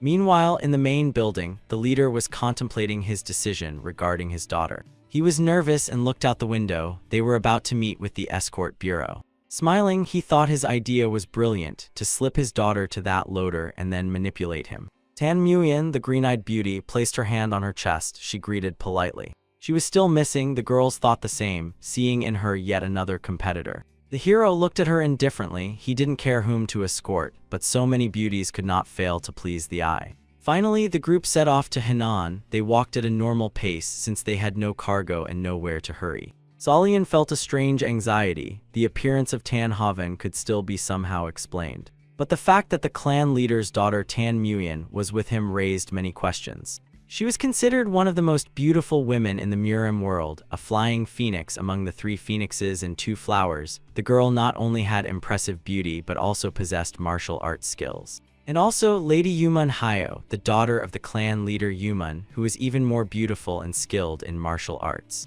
The girl was in despair, wondering why these 2 incredible ladies were now near them. And their motive seemed to be the same, the girl thought, watching them. In fact, that was how it was. All their attention was focused on one person. All the way they did not take their eyes off Hyunwoo. Mayan knew him poorly and tried to see what her grandfather and father had said. But no matter how she looked, she could not see anything remarkable. Hyunwoo seemed like an ordinary young man. The hero walked ahead, leading the group, followed by the lady and all the other men.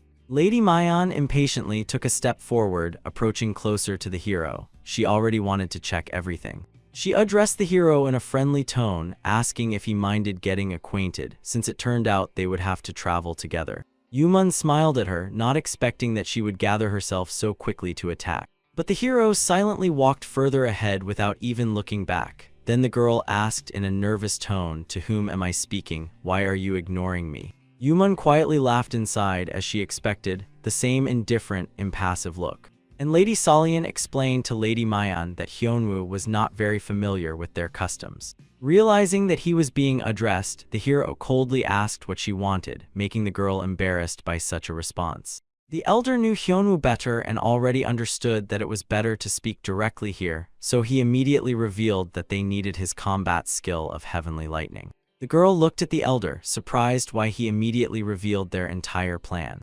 Solian expected something like this, but the elder's straightforwardness also surprised her. Everyone was surprised by such behavior. Each understood that such skills could only be passed from a master to his student. In the world of Murem, secret martial arts were transmitted exclusively in this way. Tan Hogwen understood this like no one else and immediately decided to change the subject, asking Solian what she planned to do when she arrived in Henan. This slightly eased the tension, and the lady replied that she wanted to fully restore her father's escort bureau. The elder praised her noble intentions, adding that from now on, when they passed by Henan, they would always use their services. Solian looked at him excitedly. This offer was very valuable if it really would happen on a permanent basis. But Hogwen calmed her down, explaining that it would be beneficial for both sides. In return, the elder asked that 1 or 2 people from the Tan clan always be present on their missions until they obtained what he wanted. Namely, the Hyunwoo combat technique, the heavenly lightning that the Tan clan had dreamed of for many years. Yumun Hyo looked at the old man as if he had completely lost his mind. Were they planning to watch Hyen fight enemies and study him? But for Hyen, this was not a problem. The rules of the Murem world did not apply to him. The hero looked at everyone, smiled, and agreed, not even intending to consult with Solian. The girl was a little upset. She thought that agreeing to such terms should be the head of the agency. The lightning that the Tan clan is looking for actually differs slightly from the one Hyenwoo uses. The heavenly lightning that the Tan clan seeks is hundreds, thousands of projectiles falling from the sky like rain. But this technique exists only as a legend passed down within the clan. None of the disciples have yet managed to learn it. Seeing how Hyan uses his lightning, the elder gained hope that he could find the key to this technique. From Mayan, he wanted only that she closely watch Hyan. The secret lies in his skill. By evening, the group decided to stop for the night. Pyo chose a cozy place and gave orders to the loaders. Tan Haven's plan was quite simple. He suggested Hyan have a sparring match, and Mayan was to carefully analyze the hero's actions. Looking at the elder, the hero briefly replied that he would win. Why is this necessary? The elder knew he would lose and explained to the hero that by sparring he did not mean determining who is stronger. Approaching them, Pyo said, "Just don't kill anyone," and Hyan replied that he knows what sparring is. The warrior recalled how it went then, what he was only thinking about, trying to teach Hyan something. The loaders sat around, hoping to see an incredible spectacle. And Tan Hogwen chose a suitable place, hoping that the hero wouldn't hit him too hard. The charming Lady Yumun also watched with interest, although she already knew the outcome of the battle in advance. The elder commanded to start the fight, charging his darts with magic. And Hyan Wu confirmed the start, raising his sword to the sky and preparing a lightning strike. Meanwhile, Lady Mayan concentrated all her senses and analytical abilities. She needed to find the key to this technique. No sooner had she thought about it than lightning struck instantly. Nothing could outrun the speed of light. The roar of thunder passed over the trees, breaking the silence of the night forest. The hero hit the old man hard. Even his straw hat flew several meters away. The beauty of the element took one's breath away. Even those who had already seen Hyan's skills were not indifferent. The hero struck accurately near the elder so as not to cause great harm, but still, the shockwave threw him back and he fell to the ground. The beauty Mayan immediately ran to her uncle. The girl was worried about him. Shedding energy from the sword and hiding it, the hero said that he restrained himself and everything would be fine. With her eyes wide open, she looked at him, and this he calls restraining himself, the lady thought. The girl bent over the elder, who still could not come to his senses, watching Hyan's retreat. With the sunset, everyone sweetly fell asleep. The porters snored and snorted as if participating in some choir. The old man still did not come to his senses. Most likely, he would definitely be sleeping until morning. The green-eyed beauty looked at him sadly, thinking about what she should do now. She could not see anything during the fight, and another sparring like that the uncle would hardly endure. Mayan understood she had to find out the secret of Hyan's lightning at any cost. Looking at the warrior, she decided to approach him and try to negotiate while everyone was asleep. The girl opened her neckline wider, hoping that the warrior would not be able to resist. To protect her clan, she was ready for anything, and this skill was necessary for them to resist clans like the Black Viper Sect. But not only Hyun knew about her night visit, some still could not fall asleep. Yumun Hyo, who was not used to sleeping in such places, lay quietly, listening to the sounds of the night forest. And also Lady Solyon, who woke up at every sound, pretended to be asleep. Peeking at Lady Mayan's night wanderings, Yumun wondered what this woman wanted now. The thoughts of these two beauties coincided, and Solyon also watched closely, trying not to give herself away. The The green-eyed one, like a cat, approached Hyun from behind and addressed him. Hiding her eyes and blushing, she began to ask the hero to teach her the art of heavenly lightning, and if he agreed, she, the girl, did not manage to finish speaking. Hyun interrupted her, understanding what she wanted to say. He agreed so as not to embarrass the lady any further. The girl could not believe it. The hero from the very beginning did not want to reveal his art as a reward. Looking at the poor lady, the young man said that if she wanted, he would teach her just like that. He did not need anything. Manhwa could no longer endure. She said irritably that such a secret cannot be told just like that. Even she could not allow herself to ask for such a thing, especially for the price Lady Tan wanted to pay. Hyun did not understand what was wrong with sharing his knowledge and offered to teach her as well. Having felt this, Mrs. Solian immediately joined the conversation. She asked to be taught as well. The young man looked at everyone around. These conversations awakened other members of the gang. The hero hid nothing and said with a smile, he would teach everyone who wanted. Thus, a simple porter became a teacher for some time, and his lessons began in the morning. He went out onto the embankment by the roadside to be clearly seen, and raised his sword up, saying that everyone should repeat his movements. The hero agreed to teach absolutely everyone who wanted. He had no secrets. He taught not only those who could use internal energy, but also ordinary porters. Even Chong, who once hated Hyun, had long since changed his attitude towards him and now became his student. Watch carefully, Hyun said, and slowly raised the weapon to the sky. The blade of his sword began to be enveloped by the energy of the air. Then he quickly directed the sword downwards, and lightning struck that spot. The young man looked at his students and said, "Now you try, nothing more to show." "And is that all?" Mrs. Mayan asked again. No one expected such a thing. He just swung the sword from top to bottom. The only one who understood that the secret lay in this simple movement was Tan Hogwen. Seeing that they were standing, waiting for something else, Hyun frowned and shouted, "Strike." The entire group immediately swung their swords from top to bottom. They whistled nicely, cutting through the air, but there was no lightning. They tried again, and Hyun demonstrated this simple movement, taking his task completely seriously. "Wrong," he said every time, and everything started over again. Manhwa asked what their mistake was, what they were doing wrong, but the hero could not explain because no one had taught him this. This skill developed naturally in him, like a simple, intuitive movement. The return of the group to Henan took place despite the training. Hyun conducted training at any convenient moment, during every rest or lunch. But without training in special techniques or methods of energy circulation, it was an ordinary strike from top to bottom. Many, including Tan Mayan, gave up very quickly. They simply saw no point in it. They wondered what could be learned by doing such a simple action and looked sadly at the others. Mayan even began to think that the hero had no intention of teaching them at all. If she had known how it would be, she would not have made such a mistake then, embarrassing herself in front of everyone. The beauty watched the warrior from afar. It would have been better if he had refused immediately then. Unlike Mayan, who doubted Hyun's intentions, the other students knew that this was not just by chance. Manhwa, who herself was a master of martial arts, obediently performed the exercise. Tan Hogwen, who had devoted his whole life to searching for the key to this skill, was ready to do anything to learn the secret. Solian, who was in love with the hero, all of them believed that Hyun was not the kind to deceive. During one of the training sessions, Hyun decided to change his approach. He approached Solian and grabbed her by the hand. He said to her that he understood what the problem was and why they were not succeeding. Noticing this, Yuman immediately reacted, shouting what they were doing there. Firmly holding her hand and controlling every muscle, the hero showed how it should be done. The nerve endings in the hand holding the sword must sharpen to the highest level of sensitivity. Thus Solian understood how difficult it was and what exactly needed to be done. Energy began to pulse along the blade of her sword.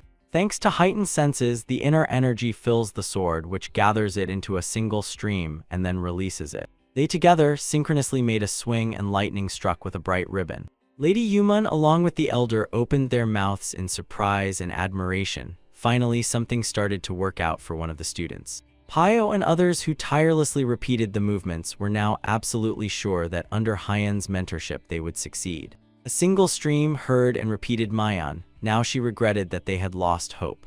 Slightly embarrassing the girl, the hero asked her if she understood everything. "Yes," replied the beauty, but with doubt that she could repeat it on her own. Yuman emotionally shouted, asking what exactly Lady Solian was able to understand, and asked to teach her as well. The hero calmly replied, "I will teach well," and asked her to come closer. Seeing that Haiyan did not mind showing the technique, the students smilingly asked to teach them as well. Rising and walking to the hero, Lady Mayan cheerfully said, in that case she would try again. But Haiyan looked at her sternly and refused. Once was enough to give up, and that was it. The beauty was embarrassed why he acted like that. At first he so easily agreed to teach, and now he refuses. Seeing how his niece was asking Haiyan again, the elder raised his hand to stop her. He quietly spoke to her to calm down, saying that when he learns the secret, he will teach her himself. The oppressed girl sighed heavily but agreed. She had no other options left. Explaining the essence of the technique in more detail, Haiyan continued the training, but this time, everyone already knew how to do it correctly.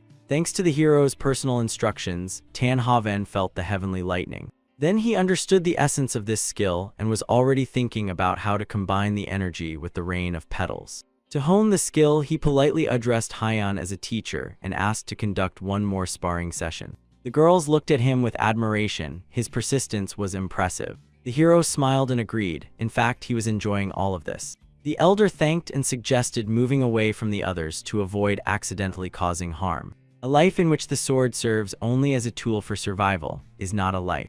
Peaceful coexistence where everyone can interact, exchange experiences, and teach each other is what is worth striving for. This is what gave Haiyan pleasure. The elder asked to be allowed to attack first this time. Let Haiyan try to defend. The hero nodded understandingly. Hagwon wanted to test his skill in combat imitation. Starting, the elder jumped high. He tried to combine his skill with new power. Throwing several devices with darts into the air, he managed to charge them with lightning. The technology was that inside these spheres were hundreds of needles, small deadly darts. With incredible speed, they began to shoot out, falling down like rain. Each of them was filled with the power of lightning, and thanks to it their speed was even greater, and the damage they caused now also carried an electric charge. Could he have succeeded? Tan Hagwon could not believe that he had finally found the key to the lost knowledge of his clan. The loaders watched the elder's skill with admiration. The needles were so fast they could not even follow them. If Haiyan were an ordinary person, he would not be able to withstand such a technique. But for the hero, the rain of petals was just a simple weak attack, like falling leaves. He raised his sword to the air and spun it at incredible speed, using it as a shield. Hagwon's attack ended quite quickly, leaving the elder somewhat disappointed. But he understood how strong Haiyan was, and the new skill was not yet perfected. Having deflected all the needles, the young man asked why Hagwon used them so strangely. The elder was surprised but realized that Haiyan only wanted to give advice. The hero swung his sword, making his simple move, and said, "It will be much better this way." At that moment, needles charged with lightning instantly flew from the sky. He did not need to rise into the air or use any devices. Everything materialized from the air and energy. Seeing this, Hagwon understood what he really needed and how to improve. This was already a true heavenly lightning, accompanied not only by large discharges but also by short charged strikes, the needles of the Tan Hagwon. At that very moment, the elder's ancient dream of the Tan clan's heavenly lightning finally came true. When everything stopped, the mist and steam from the boiling moisture particles in the air dispersed. Havnan sat and could not recover from what he had seen. "How did you do that?" he exclaimed. "Please explain," the elder begged. Could it really have been the very same heavenly lightning that Uncle had been searching for all these years? It had just slipped from the hands of this young master, thought Mayan. She looked at the hero, marveling at his skills. Who was he? The girl now wanted to know more. 3 days and 3 nights everyone trained enthusiastically, and only after that continued their journey home. Having reached the hill, they could not wait to see their native city again. An extraordinary view of the entire city opened before them, and it took their breath away. "Finally home," said Lady Salian, but in her heart, the pain of loss lingered. Returning to the escort bureau headquarters, what they saw brought them not a drop of joy. Looking around, Payot said sadly, "Not a single house remained. Now we will have to start everything from scratch." Turning to Lady Salian, he asked if she perhaps wanted to visit their ancestral home. The girl wanted to, but at the moment was not ready at all, and said she would do it later. The ancestral home of the Cho clan was completely destroyed by a bloody demon. It was a place filled with childhood memories and happy moments with her family. Salian was not ready to accept the fact that he no longer exists. Payot understood her feelings, but now a decision had to be made about what they should restore first. To restore the escort bureau, she needed to make a decision, and Payot asked what to do with the Cho estate. After what she saw, emotions clouded her mind and she could not decide.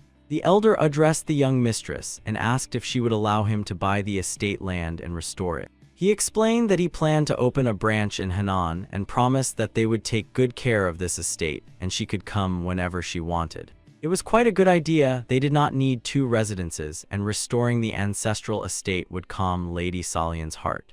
The elder understood that his heavenly lightning technique was still far from perfect, and this was a good opportunity to stay in the city near Haiyan. Yuman Hayo also decided to help and stay. She wanted to learn all the techniques that Haiyan could share with her. In return, her clan would provide materials for construction. The hero looked at the beauty thinking, could it be that she sincerely wants to help?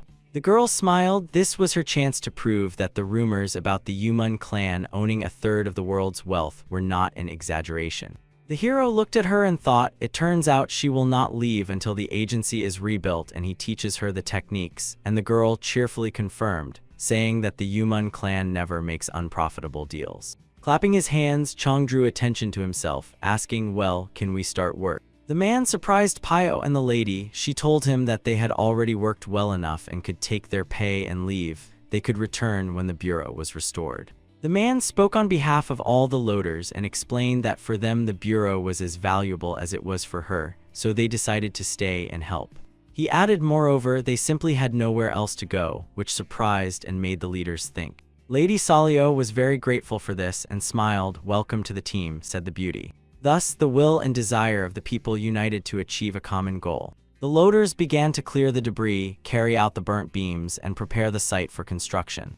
Yonwoo gladly joined, again surprising everyone with his strength. This is how the completely destroyed Henan Escort Security Bureau was reborn from the ashes. With his strength and boundless potential, the hero inspired everyone and instilled hope in their hearts. Meanwhile, the demon army reached its next target, burning another clan that stood in their way. The mighty warrior, the Bloody Shadow as the Lord called him, stood with a sword over the leader of the HWA clan. His killers, the same ones who once wiped out the Cho clan, were now destroying others. The ancestral estate of the HWA clan was burning. All were killed except the last one, the leader of the clan. The man asked why all this happened. They had long abandoned the use of thunder bombs and posed no threat. The warrior spoke in a cold tone with a smile on his face. This is all the order of the Lord, to destroy the HWA clan estate, so that no one else could seize the thunder bombs and manufacture them, he added. Anger seized him, and he rushed at the Bloody Shadow, consumed by the thirst for revenge. Adoring the thrill of battle and killing, the warrior also ran to meet him, unafraid of death. With one precise sword strike, he cut the opponent's neck, outpacing his spear. When the leader of the HWA clan took his last breath, the Bloody Shadow gave the order to return. The extermination was complete. Finally, the killers threw a thunder bomb into the destroyed estate to completely hide their traces. Just as the Thunder Strike clan, which ruled by means of its bombs, once burned out, the HWA clan, which also began making them, ended its existence. After these events, a great work of investigation and search for the guilty began at the Murim Alliance headquarters. Dokgo Un received news from intelligence stating that it is still unknown who destroyed the Cho clan, and that the HWA clan, which began manufacturing thunder bombs, was also destroyed. Advisors were confident that thieves could seize the thunder bombs, and now it was necessary to take measures. Terrible rumors began to spread throughout the world of Murim. Intelligence reports were inaccurate. The Alliance was overwhelmed with attempts to find out the truth and who was behind these events. The leader understood that if these thieves started using the bombs, it would be a disaster for all of Murim. But who they were, what their goal was, and why they were causing such chaos was unknown. Meanwhile, the villain laughed. His warriors diligently carried out orders, destroying everything he pointed at with his finger. He praised the flawless work of the Bloody Shadow. They handled the HWA clan perfectly. The servant, kneeling on one knee, thanked the Lord for his mercy and was ready to carry out the next order. He asked what the Lord had decided regarding that loader from the Henan Security Bureau. If it was just about one person, then the shadow demon could be involved, he said, and asked what he was currently occupied with. The servant replied that, as always, he was somewhere in Henan drowning in wine and entertainment. Smiling, the Lord ordered to send him with a gang on this task. They must effortlessly cope with this monster created by Chingij. Although the political situation in Jianghu was rapidly changing, it did not affect the construction of the Henan Security Agency. Suddenly, Pio ran into Miss Salyun's office. He was in a hurry to deliver news. Smiling at her friend, the girl asked in an official tone what had happened, Commander Pio. The warrior, waving the letter joyfully, said that they finally had an order. Solyun also rejoiced at this news. Now they needed finances more than ever. Pio explained that the mission involved escorting the daughter of Kim Jahang, but there was one nuance, which he also did not like very much. Pio hesitated, unwilling to tell. Another person would travel with her, and that was the Sword King. Solyun could not believe what she heard and asked her friend again. Hyun, who silently stood and listened to this dialogue, was also interested in who this person bearing such a title was. Thus began the second escort mission for the hero, and he was already awaiting new adventures. Reading the details and conditions of the order, Pio explained the essence of the mission and why the Sword King was there at all. Kim Jahang is a famous merchant and martial arts master in Henan province. Their task is to escort his daughter to Jiangsu province, to Suzhou. It was clear, and Solyun asked if Pio had found out why they were making this order. They stood facing each other, hands pressed on the table, discussing all the details. Pio explained that recently Kim Jahang contacted the merchants' organization from the Golden League. After that, the League of the Godless began to pressure him. Their target was the money of the Golden League. Kim Jahang planned to use his daughter as bait, Pio said. Two trade leagues are preparing for war. The route the daughter will take leads to Suzhou, where the main forces of the Golden Trade League are located, and the enemies from the Godless will definitely attack her. Solyun was surprised how a father could risk his daughter like that. She would be in danger. Yes, Pio confirmed. That's why they invited the Sword King, Kim Yuhua, the fiancé of the future leader of the Golden League. While she plays the role of bait, they hired one of the 10 best martial arts masters for her protection. The Sword King is known for his strength and technique. He has not lost a single fight. They are confident that under his protection no one will be able to harm her. Having explained all the details to Mrs. Solyun, Pio looked at her and asked whether to accept this order. The girl glanced at Hyun and asked his opinion, and Pio added that it might be difficult. Hyun looked at them with a gaze as if he wanted to say that they did not yet know what difficult really meant. The bureau agreed to the escort after all agreed to this adventure, and now the carriage was swiftly rushing along the set path. Holding the reins, the coachman briskly urged the horse on, choosing the maximum possible speed. Chong was very glad that he had been promoted to a warrior, and now in his new position he was participating in the mission. He did not think that his merits and combat skills would be so appreciated, but the feeling of anxiety did not leave him. The coachman was worried about Hyun, who sat with such a sour expression as if he was angry at someone. At first, Chong thought it was because he had been promoted, while Hyun Vu remained in the position of a loader. But later he realized that the hero was not concerned about this issue at all and hoped that these feelings were simply due to an excess of emotions after the promotion. In the carriage, several people were sitting. The windows were covered with curtains so as not to attract the attention of outsiders, but the energy of one of them was felt around. The Sword King sat with his arms crossed on his chest, eyes closed, scanning everything around for threats. His full name was Yam Ch Halgun, and he earned the nickname Sword King thanks to his skill. The young lady Him Yukwa, sitting opposite, was intently watching the legendary warrior. She had never met him before, but had heard that he first became famous 60 years ago, so he was at least 80. But no matter how she looked at him, he appeared no older than 40. She wondered how he managed to preserve his youth. As if reading her thoughts and sensing her anxiety, the warrior spoke in a soothing tone, "Don't worry, I will definitely protect you." Looking at the escort warriors sitting at the front of the carriage, Ch Halgun pondered. Among them there was only one with a strong aura. Were they not at all concerned about their lives? The hero sat on a hard bench next to Chong. He was uncomfortable and couldn't bear it. He decided to climb onto the roof of the carriage and nimbly jumped up. Calculating the trajectory of movement, he skillfully landed like a bird. Chong called out to him, asking how he was up there, and the hero replied that it was much better this way.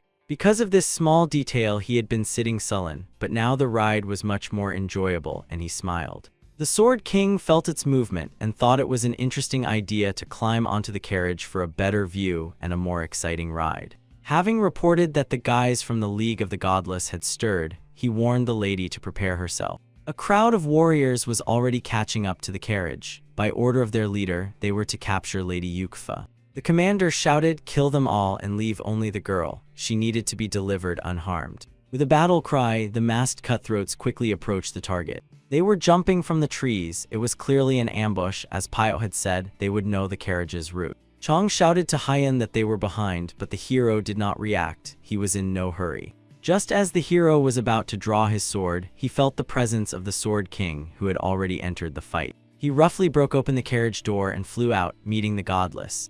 Haiyan was surprised. This man was really fast, so it was no coincidence he was called the Sword King. Leaving Lady Yukfa, the warrior said at last, "Don't worry, everything will be fine." His whole body was soaked with power. Pushing off the stairs, he easily soared into the air. Seeing the man shining with energy, the enemies changed their tactics. It is unknown who he was, and they decided to surround him. The leader of the gang gave a new order, everyone to focus on this man, then to the carriage. Drawing his huge sword, he said, "So much noise from you," and began his sword dance. The swordsman was truly a master of the sword. The speed and trajectory of his strikes did not obey the laws of physics. He was ahead of everyone, as if he had long calculated all possible attacks. The strikes were so fast, it was impossible to understand whom he was attacking at that moment. And the force with which he struck was not inferior to Haiyan's lightning. Each of his blows was deadly. In less than 5 seconds he finished and landed on the roof of the carriage. His sword was saturated with internal energy that seeped and enveloped the blade all the way to the handle.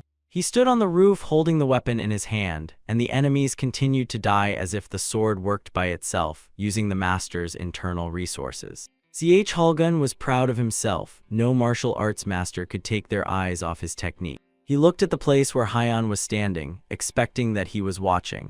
But he was not there. Could it be that the boy was not watching him? He was not interested at all. He does not look at the one he cannot defeat. Could it be that he is so indifferent? It was very strange, thought the warrior.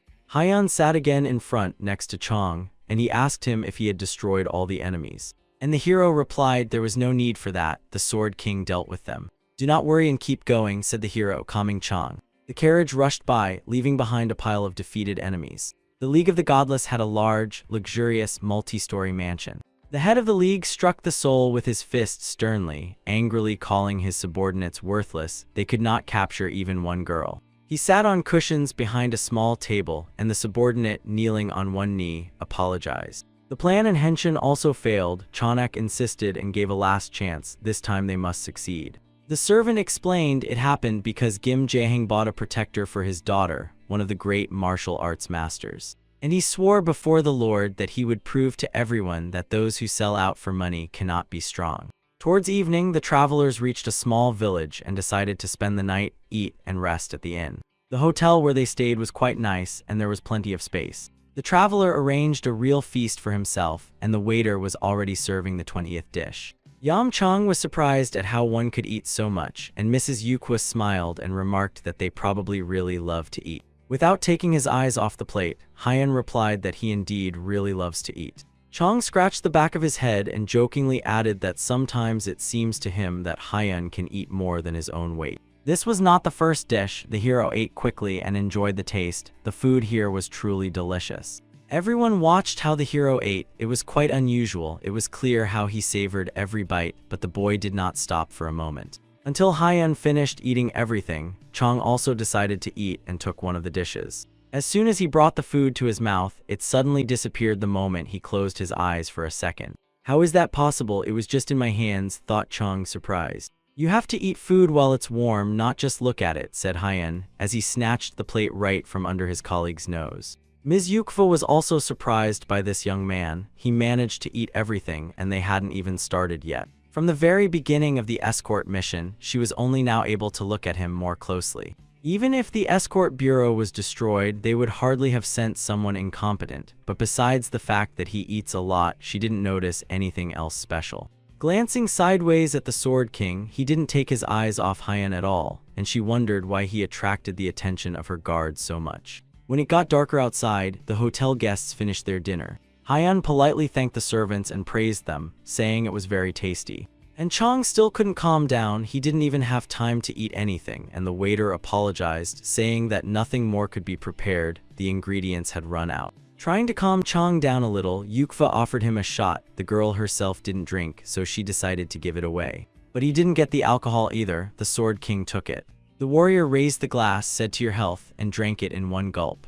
The poor guy almost turned gray. Could it be that all strong martial arts masters have such an appetite? Exchanging glances one last time, the warriors went to their chambers. The Sword King still could not uncover Hyen's secret and looked at him as an anomaly that could not be explained. When the guests left, an unknown man peeked out from the cloak and, after making sure everyone had gone, said, "Everything worked out." Cutthroats from the godless devised a treacherous plan, taking the cook's family hostage. The leader of their gang, Ki Horian, smiled sinisterly. He was confident that the Sword King could not resist the poison that dissipates internal energy. They sprinkled this poison into every dish the cook prepared, and soon all internal energy was supposed to vanish. They waited until everyone went to their apartments and fell asleep to deliver a surprise attack. Hyen and Chang had a separate room. When they were already preparing to sleep, Chang said that he probably could not fall asleep hungry, and all because he took his food. Looking at the warrior, the hero said that he was not allowed to eat that food. Chang did not understand why and was so offended that he did not ask for details. Turning to his side, he thought, could it be because he does nothing in battle? This is unfair. After Chang fell asleep, the hero closed his eyes and concentrated. He felt the poison now in his blood and from the very beginning in the food. In the cave, he had to eat many things, and he knew how to cleanse his body. The hero's body was enveloped in energy, and he expelled all the poison that was supposed to dissipate his power. At that very moment, the alliance of godless ones began to act. They prepared an attack both from inside the hotel and from outside.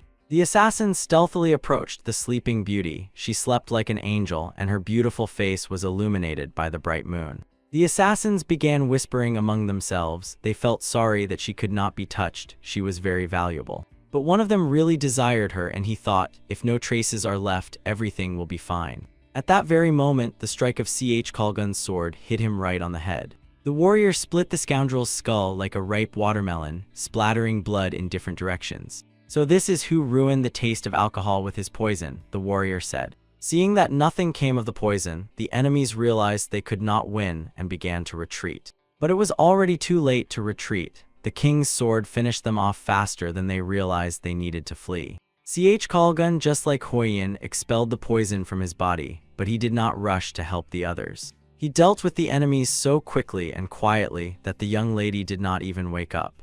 The king thought, she is so young, it's good that she did not see that scoundrel. Lowering his weapon and guarding the girl's sleep, he wondered if the people from the escort bureau would be able to protect themselves. In Hyen's room, the enemies also faced a surprise. The hero incinerated them all in an instant without even straining. The night passed relatively quietly, despite one attack, and in the morning the gang was already supposed to set off. Waking up, Chang yawned sweetly, saying how well he had slept. Looking around, he saw corpses on the floor, and the thought of an attack immediately flashed through his mind. The hero stood in the middle of the room, and at his feet lay the fallen godless. He spoke to Chang, saying that he also slept well, and if he was already awake, he should clean up here. How could one have slept well if we were attacked? Is he joking? Thought Chang, and agreed to the cleaning. The sun was already shining high, and the gang needed to move on. After cleaning the corpses, Hyen and his companion waited near Lady Yuwa's chambers. The Sword King and the girl came out after a minute. The warrior was glad that everyone was fine.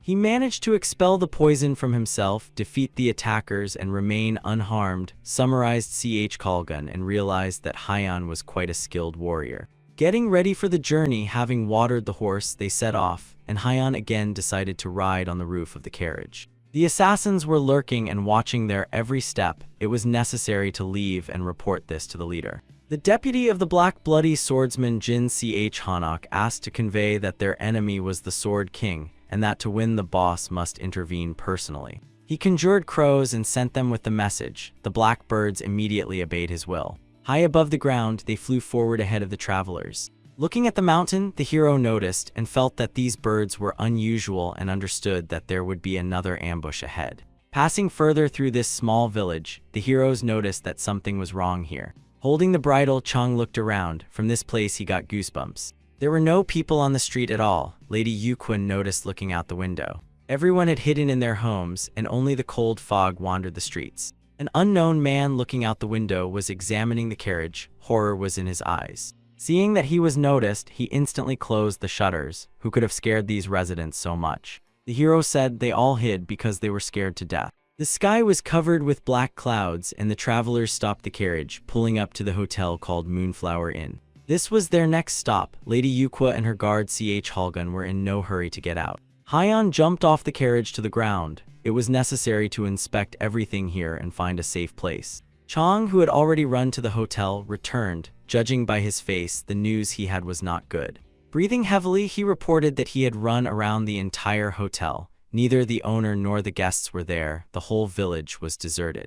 The Sword King frowned like clouds. It seemed that the alliance of the godless was going to finish them off tonight. Suddenly, Lady Yuqua felt something terrible, even scarier than before. "It's the thirst for blood," said Haiyan. He felt the same in the cave and was well acquainted with it. The hero added, "It is so powerful that it permeates all the air in this village." Even Lady Yuqua and the coachman Chang felt this bloodlust. Probably the villagers felt it the same way. Although they did not possess martial arts, she was so strong. And the source of this power was ahead. They came with the goal to kill the Sword King and take the girl. At the head of the dark army stood Jin Ch Hanyok. He shouted to the king, who did not expect that he could be bought with money. Lady Yuqua's heart beat like a bird in a cage. She did not want to find herself in such a situation. Drawing his giant sword, Yom Ch Halgun told her not to worry, he would protect her. Hyun silently watched, also ready for battle. He knew it would be so. "I will protect you," the Sword King said again, and his weapon flared with a mighty aura. "Kill them," Jin commanded. "If the Sword King is killed, victory will be theirs."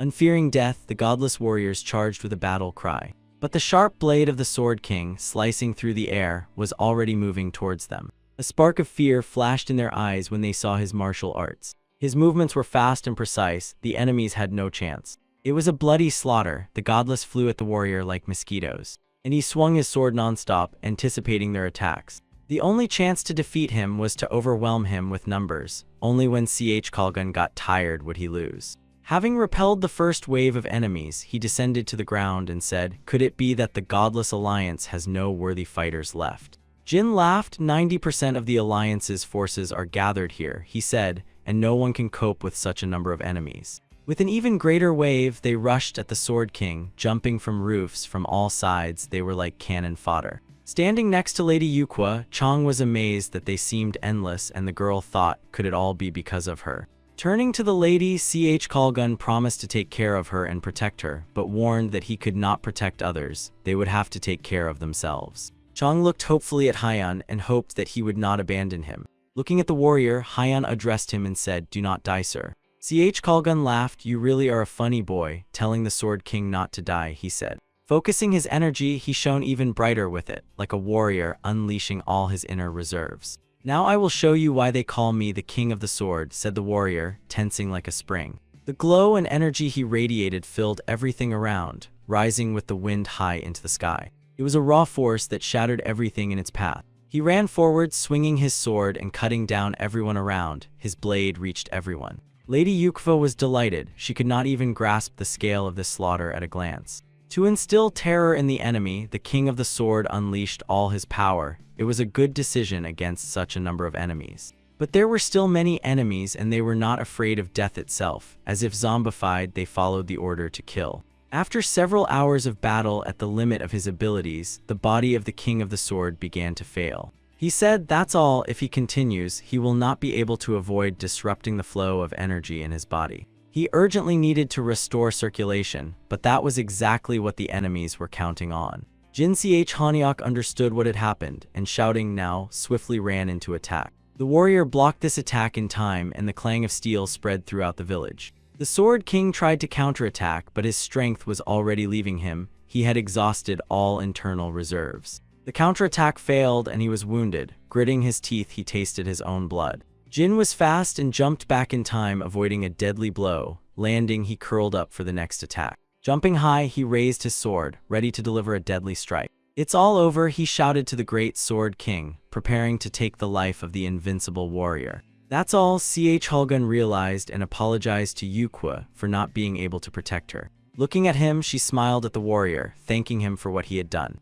Opening himself up ready to accept his death, he thought, "It's a pity I won't be able to see my granddaughter again." But at that moment, Haiyan's lightning incinerated the enemy right in midair. He only managed to scream as he crumbled to ashes, pierced by electric current.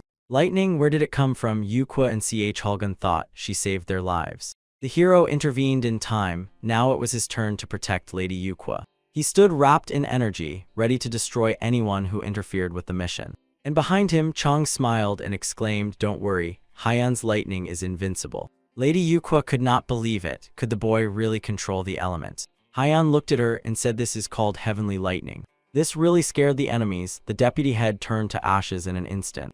Hyan approached them. The Sword King was really in terrible condition, although you wouldn't say so from the outside. The hero thought, this man is truly a powerful martial arts master, holding back such an attack for several hours. Hyan wanted to help, but the man started grumbling, telling him not to touch, fearing the boy might cause harm. The hero did not listen. He was already doing his job, restoring the energy flow in Kalgun's body. Feeling a strong energy flow, the warrior was scared that his body might not withstand it, but after a second everything stabilized.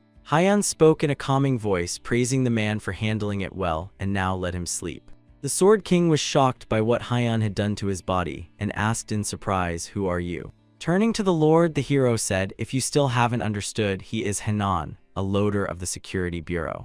The Sword King, even more surprised, fell asleep with the question frozen on his tongue. Which loader? Taking command, one of the warriors gave the order to continue the attack. Since the Sword King had fallen, only one remained to be defeated. Cheered up, the enemies moved forward in a new wave, intending to destroy everyone. Even the great Sword King could not cope with such a number of enemies. But for Hyan, who had lived all his life in hell, their number did not matter. As if the god of thunder himself had descended from the sky into a small village, numerous lightning bolts lit up the entire sky. The next morning, the Nagmun clan, having learned the news, arrived at the battlefield. Seeing what had happened, the rider sharply stopped his horse. The warhorse barely kept its balance, rearing up. The man could not believe his eyes. What the hell had happened, he thought. Before them opened a terrible scene, corpses without end or edge. This was the end of the godless alliance. One of his warriors approached Nagmun Khan and reported that they had found the Sword King. Now everything was clear to Khan. First, he decided to visit the Sword King and gave the order to deal with the bodies. Ch Kalgun was sitting in a meditative pose and restoring his energy. He was surrounded by a glow. Clumps of energy flew around him while he was in his thoughts. Opening his eyes, he saw those who entered his room. So many unfamiliar faces in such a short time, he grumbled. Bowing and making a symbolic gesture, Nagmun Khan greeted the Sword King. The girl inquired how the Lord was feeling and asked if it was worth bringing a doctor while he was restoring the circulation of energy. The Sword King replied that he was already fine and asked Khan if he was really the same grandson of Nagmun Hak. How was his grandfather feeling? The warrior answered that the grandfather was healthier than ever and his voice was as thunderous as before, but he could not compare to you. You wiped out the entire League of Godless Ones in one night, the boy added. Everything is so, but there is one but, Kalgun said, looking somewhere through the guest. In his memory flashed the face of Hyan, who saved him from death. A simple loader possessed an incredibly powerful lightning technique. The Lord looked at Hyan. He did not know what happened after the hero saved him and put him to sleep. He wanted to find out if Hyan was really a simple loader, and what exactly he saved him from and killed the remaining enemies. Khan's face twisted in misunderstanding. Could it be that the Sword King had lost his mind and thought that the loader saved him? It was not just lightning, but a true heavenly lightning, the hero replied without going into details and not intending to explain anything. Hearing the answer, Khan got angry. How dare this servant speak in such a tone to the magnificent master? Where does such impudence come from? Enough, said the Sword King and directed his energy, suppressing the boy. He already saw in the hero a strong master, equal in strength, and asked him to answer one question. Everyone in the room looked at the Lord with intrigue. He knew how to keep the suspense. Khan also shut his mouth after the Sword King suppressed his intention and obediently stood listening to the others. The master asked the hero in a serious tone if he wanted to meet his granddaughter. No one expected this from the Sword King at all. His granddaughter was already of marriageable age, and it seemed that the grandfather was choosing a worthy husband for her. Hyan understood where Ch Halgun was leading, but the hero was not interested at all, and he briefly said no. The great black warhorse was indeed a beauty, a true beast of a rare breed. Nagmun Khan saddled him and was about to leave. He made sure that everyone in the village was fine and no civilians were harmed. Seeing off the young leader, the King of the Sword asked to send greetings to his grandfather. I will definitely pass it on, Khan replied, and asked if he could address him if the League of Godless started attacking again. And the King of the Sword explained that he should not worry about that and smiling added, the Golden Alliance should have already started acting. Lady Yukwa was unaware of their plan and now began to realize what was really happening. When she understood that she was a decoy, she felt sad that her father was ready to risk her life for power. The King of the Sword also knew this, and everything happened exactly as Commander Pio and Mademoiselle Solian predicted. Last night, while the King of the Sword restrained and distracted the attention of the Godless Alliance, the Golden League began an offensive on their main headquarters. As a result, the head of the Alliance, Gal Ch Hanak, fled with severe injuries, and the Golden Alliance won this war. Smiling, the King of the Sword jumped onto the bench next to the coachman and said, "We are all alive, and that is enough for me, let's go." Chang looked anxiously at the Lord. He was not very comfortable traveling next to such a stern and famous man, and asked if he was joking. Looking up at Hyun, who was standing on the roof of the carriage, Kalgon said that it was his choice and with a hint of humor asked, "Does the porter mind?" Understanding that the king was teasing him, the hero replied, "It seems that after the correction the Lord became more talkative than before." Laughing, the warrior added, "It seems Hyun ate something wrong because he answers so politely." Listening to the dialogue, Chang added that they both behave somewhat strangely. In response, the Sword King gave him a good smack on the back of the head so that he wouldn't babble too much and called him a snot-nosed kid, adding that he should harness the mare faster. The poor fellow felt dizzy in his head. "I obey, we will go now," he said. Chang pulled the bridle and the horse briskly clattered its hooves on the stone road. Quickly passing by the village, Kalgul still asked once more if Hyun wanted to meet his granddaughter, telling how beautiful she was. After the defeat of the Godless Ones, the Sword King began to treat both the hero and Chang differently, almost like his own grandchildren. Hyun also realized that he was a wonderful man and a powerful master, and began to treat him with more respect. Returning to Chang, the Sword King unexpectedly said that he felt sorry for him. The coachman thought that the Sword King wanted to apologize for hitting him. But he meant something else. Kalgul was talking about the sword technique he taught Chang. The coachman was surprised and did not understand what had happened. Could it be that the Sword King explained something to him incorrectly? From the very first day of the escort mission, Chang trained with the sword when they stopped to rest the horse. He had one single goal: to learn the martial art of Hyun, specifically the technique Heavenly Lightning. At that moment, the Sword King became an accidental witness to his training.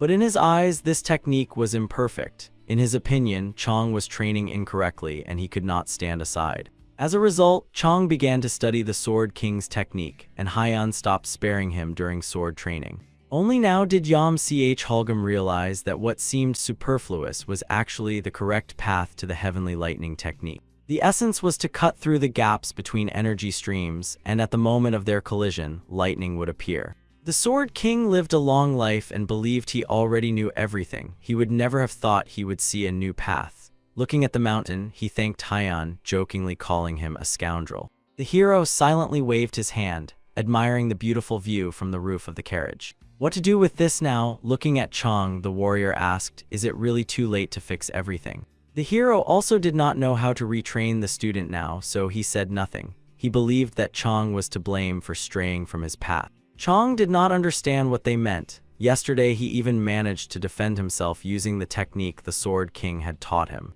The master explained, "This is the problem. The Heavenly Lightning will appear only through mastering the Hyun technique, and it is fundamentally different. If you start using another technique, the mind will choose more effective methods and will reject the Hyun technique." He continued his thought, and Chang realized that now the path to the Heavenly Lightning was closed for him. The warrior began to complain that he endured exhausting training and dreamed of releasing the Heavenly Lightning, but now he would never succeed. Suddenly, his thoughts were distracted by some strange noise. It was unlike anything, and the man asked what it was. In a moment, a bright flash passed by their carriage, blinding everyone with a violet glow. Grabbing the reins tightly, he barely held the frightened horse. A little more, and it would have overturned the carriage into the roadside. Something powerful passed by the carriage, overtaking and blocking the way. Only Hyun saw the demon in the continuous flow of this evil energy. The monster smiled with a wide, insane grin, seeing its new victims. A moment before this, the hero felt its presence but did not raise the alarm. There was no point in that. From afar, he noticed the demon walking behind the carriage, watching like a predator its prey. Standing in the traveler's way, it did not hide its power, as if boasting about it. "What luck!" the demon croaked with his poisonous voice. He was following the escort bureau, and he also met the Sword King. Looking at the stranger, the Sword King asked who he was at all. The stranger looked neither like the robbers of the Green Forest nor like the people of the Union of the Godless. The bizarre demon loudly asked who among them was Dan Hyunwoo, adding that he would finish him off first and then all the others. After his words, reinforcements arrived. It turned out that the shadow demon with his gang had tracked down Hyun. Looking at the enemies, the hero realized that they had come for his soul, but who could have sent such a monster? Meanwhile, in his lair, the bloody demon already wanted to learn the result of the shadow demon's actions, whom he had sent to deal with Hyun. Bowing his head before the Lord, the servant reported the latest news. The shadow led his gang, and most likely they had already clashed with the escort bureau. But if the intelligence report is to be believed, this porter is moving together with the Sword King, the servant said. The Lord's mood noticeably changed. A worthy fight could be expected from this warrior. Hearing the doubts, the warrior added that there was no need to worry about him. The shadow demon had recently reached the 9th level of mastery of the art of the bloody sword. Hearing this news, the Lord immediately cheered up. He began to take pride. The 9th level is a talent born once in 1,000 years. The Lord eagerly awaited the result. Neither this amateur porter nor the Sword King would now be able to resist the shadow demon. Having looked at Hyun, Holgun asked with a smile, "Why are you standing?" He seemed to say that he has business with you. Seeing that he was being ignored, the shadow demon went wild and shouted that he is a disciple of the main blood demon, and emphasized that he is addressing Dan Hyunwoo. He shouted loudly, "Answer," and swung his sword, releasing a burst of energy at them, a magical air blade. Noticing that the attack was aimed directly at the carriage, Lady Yuwa became frightened. The Sword King shouted that the demon is aiming at the carriage and prepared to repel the attack. Two forces collided. Energy enveloped the entire carriage like an impenetrable shield and blocked the strike. At that moment, the girl bowed her head, preparing, expecting the carriage to be blown to pieces. The shadow demon smiled. He expected the Sword King to easily block his air blade. But unexpectedly for everyone, Holgun said, "I did nothing." "What then? Who? What do you mean?" The demon was surprised, thinking they were trying to make a fool of him. Looking at the enemy without rising from his place, the warrior said, "Be that as it may, but here and now, there is someone more terrible than him." "And you just angered him," added the Sword King, watching as Hyun drew his sword and jumped off the roof. The hero warned in a stern tone, "They are carrying out an escort mission," and ordered not to approach the carriage. The demon laughed. "And this boy is scarier than the Sword King. What will happen if I get closer?" he asked provocatively. Opening and showing his aura, the hero warned in a stern tone that he would kill him. And this really surprised the demon. Until this moment, he had not felt any inner energy in this lad, but now he felt a power he had never seen before. Watching this show, the Sword King commented that when such a strong person completely hides his power, it is truly frightening. Concentrating his bloody energy for a powerful attack, the demon realized that this youth is indeed Dan Hyunwoo. Hearing his full name from the enemy, Hyun thought, "Where does this monster know me from?" Meanwhile, the demon felt something in this boy similar to his master, but did not understand what exactly. The enemy rushed into attack using the bloody demon sword technique and shouted that he would make sure this boy dies the most brutal death. His retinue, who came with their commander, was surprised why he immediately started using his strongest skills. The enemy used one of the skills his master taught him, the bloody flame technique. Like a crimson flower with 1,000 petals, it approached the hero, scorching everything around with hellish fire. Seeing this hell, the king of the sword began to fear. Even he, gathering all his strength, could hardly withstand such a blow. Waving the sword, Hyun wrapped himself in several layers of energy, which completely neutralized the attack. The opponents looked each other in the eyes before the next attack. Without waiting for the enemy to come up with something new, the hero swiftly ran at him, preparing to deliver a deadly blow. The demon did not even expect that this boy could withstand his attack, and he even managed to instantly switch from defense to offense. Preparing his defense and counterattack, the shadow demon created phantom swords to confuse the enemy. When Hyun withstood his attack, the demon realized he had greatly miscalculated the youth's strength, and now he skillfully bypassed his protective spells. The hero neutralized all the demon's attacks, ignoring the phantom swords, and made an accurate strong strike saturated with lightning energy. The demon managed to raise his sword, blocking Hyun's attack and withstanding the blow. He screamed in pain. An electric discharge passed through his body. His internal organs barely endured not to be fried. Realizing that their captain barely stood, the warriors grabbed their swords, preparing to intervene. But one of them noticed the energy of the king of the sword and ordered the others to retreat. If they interfere in this duel, the Sword King will instantly destroy them, and his aura was of a warning nature. Realizing that it worked, Kalgun thought, it's good that at least one warrior among them had a head on his shoulders. The demon sword with which he blocked the attack absorbed most of the energy and shattered into pieces, saving its owner's life. The hero immediately made the next strike, which was supposed to finish off the enemy. But he didn't manage. With tremendous effort, the demon managed to slip right out from under the hero's blow. The demon fled. The hero felt him behind his back when he was behind him. His martial art was revealed and the sword was broken. There was no chance of victory, and he gave the order to the Wadazai to retreat. The Shadow Warriors came out of the shadows and went back in. Their pride was humiliated, but they remained alive and would await a rematch. Dissolving into the air, the demon promised Dan Hyunwoo that they would meet again. And the hero silently watched him go, thinking that next time he would no longer be able to escape. When the danger passed, Lady Yuhua slowly stepped out of the carriage. She knew Hyan was strong but did not suspect he was this strong. She looked closely at him and was amazed. He was whole and unharmed, with no sign that he had just withstood a blow of incredible force. She was already dreaming that he would become a fighter of the Golden Alliance and was thinking of offering him this. Chakalgun delivered another blow to Chong's nape and cheerfully said, "Go ahead, boy, enough staring." Due to the attacks, they were a bit behind schedule, so they needed to hurry. Meanwhile, Lady Solian could not wait for the return of the gang. She stood for hours on the terrace looking in their direction. The beauty gazed at the city and at the workers below who were diligently working on the construction of the bureau. When they passed by, they always smiled kindly and greeted her as the head of the bureau. And the girl in response gave them her charming smile and praised them for the excellent work. Looking down, she saw a small gang of horsemen. They were dressed in the symbolic clothing of the Tan clan. Seeing that the lady was looking at them with interest, Pio explained, "These are masters from the Tan clan. They arrived to support the construction of the branch in Henan."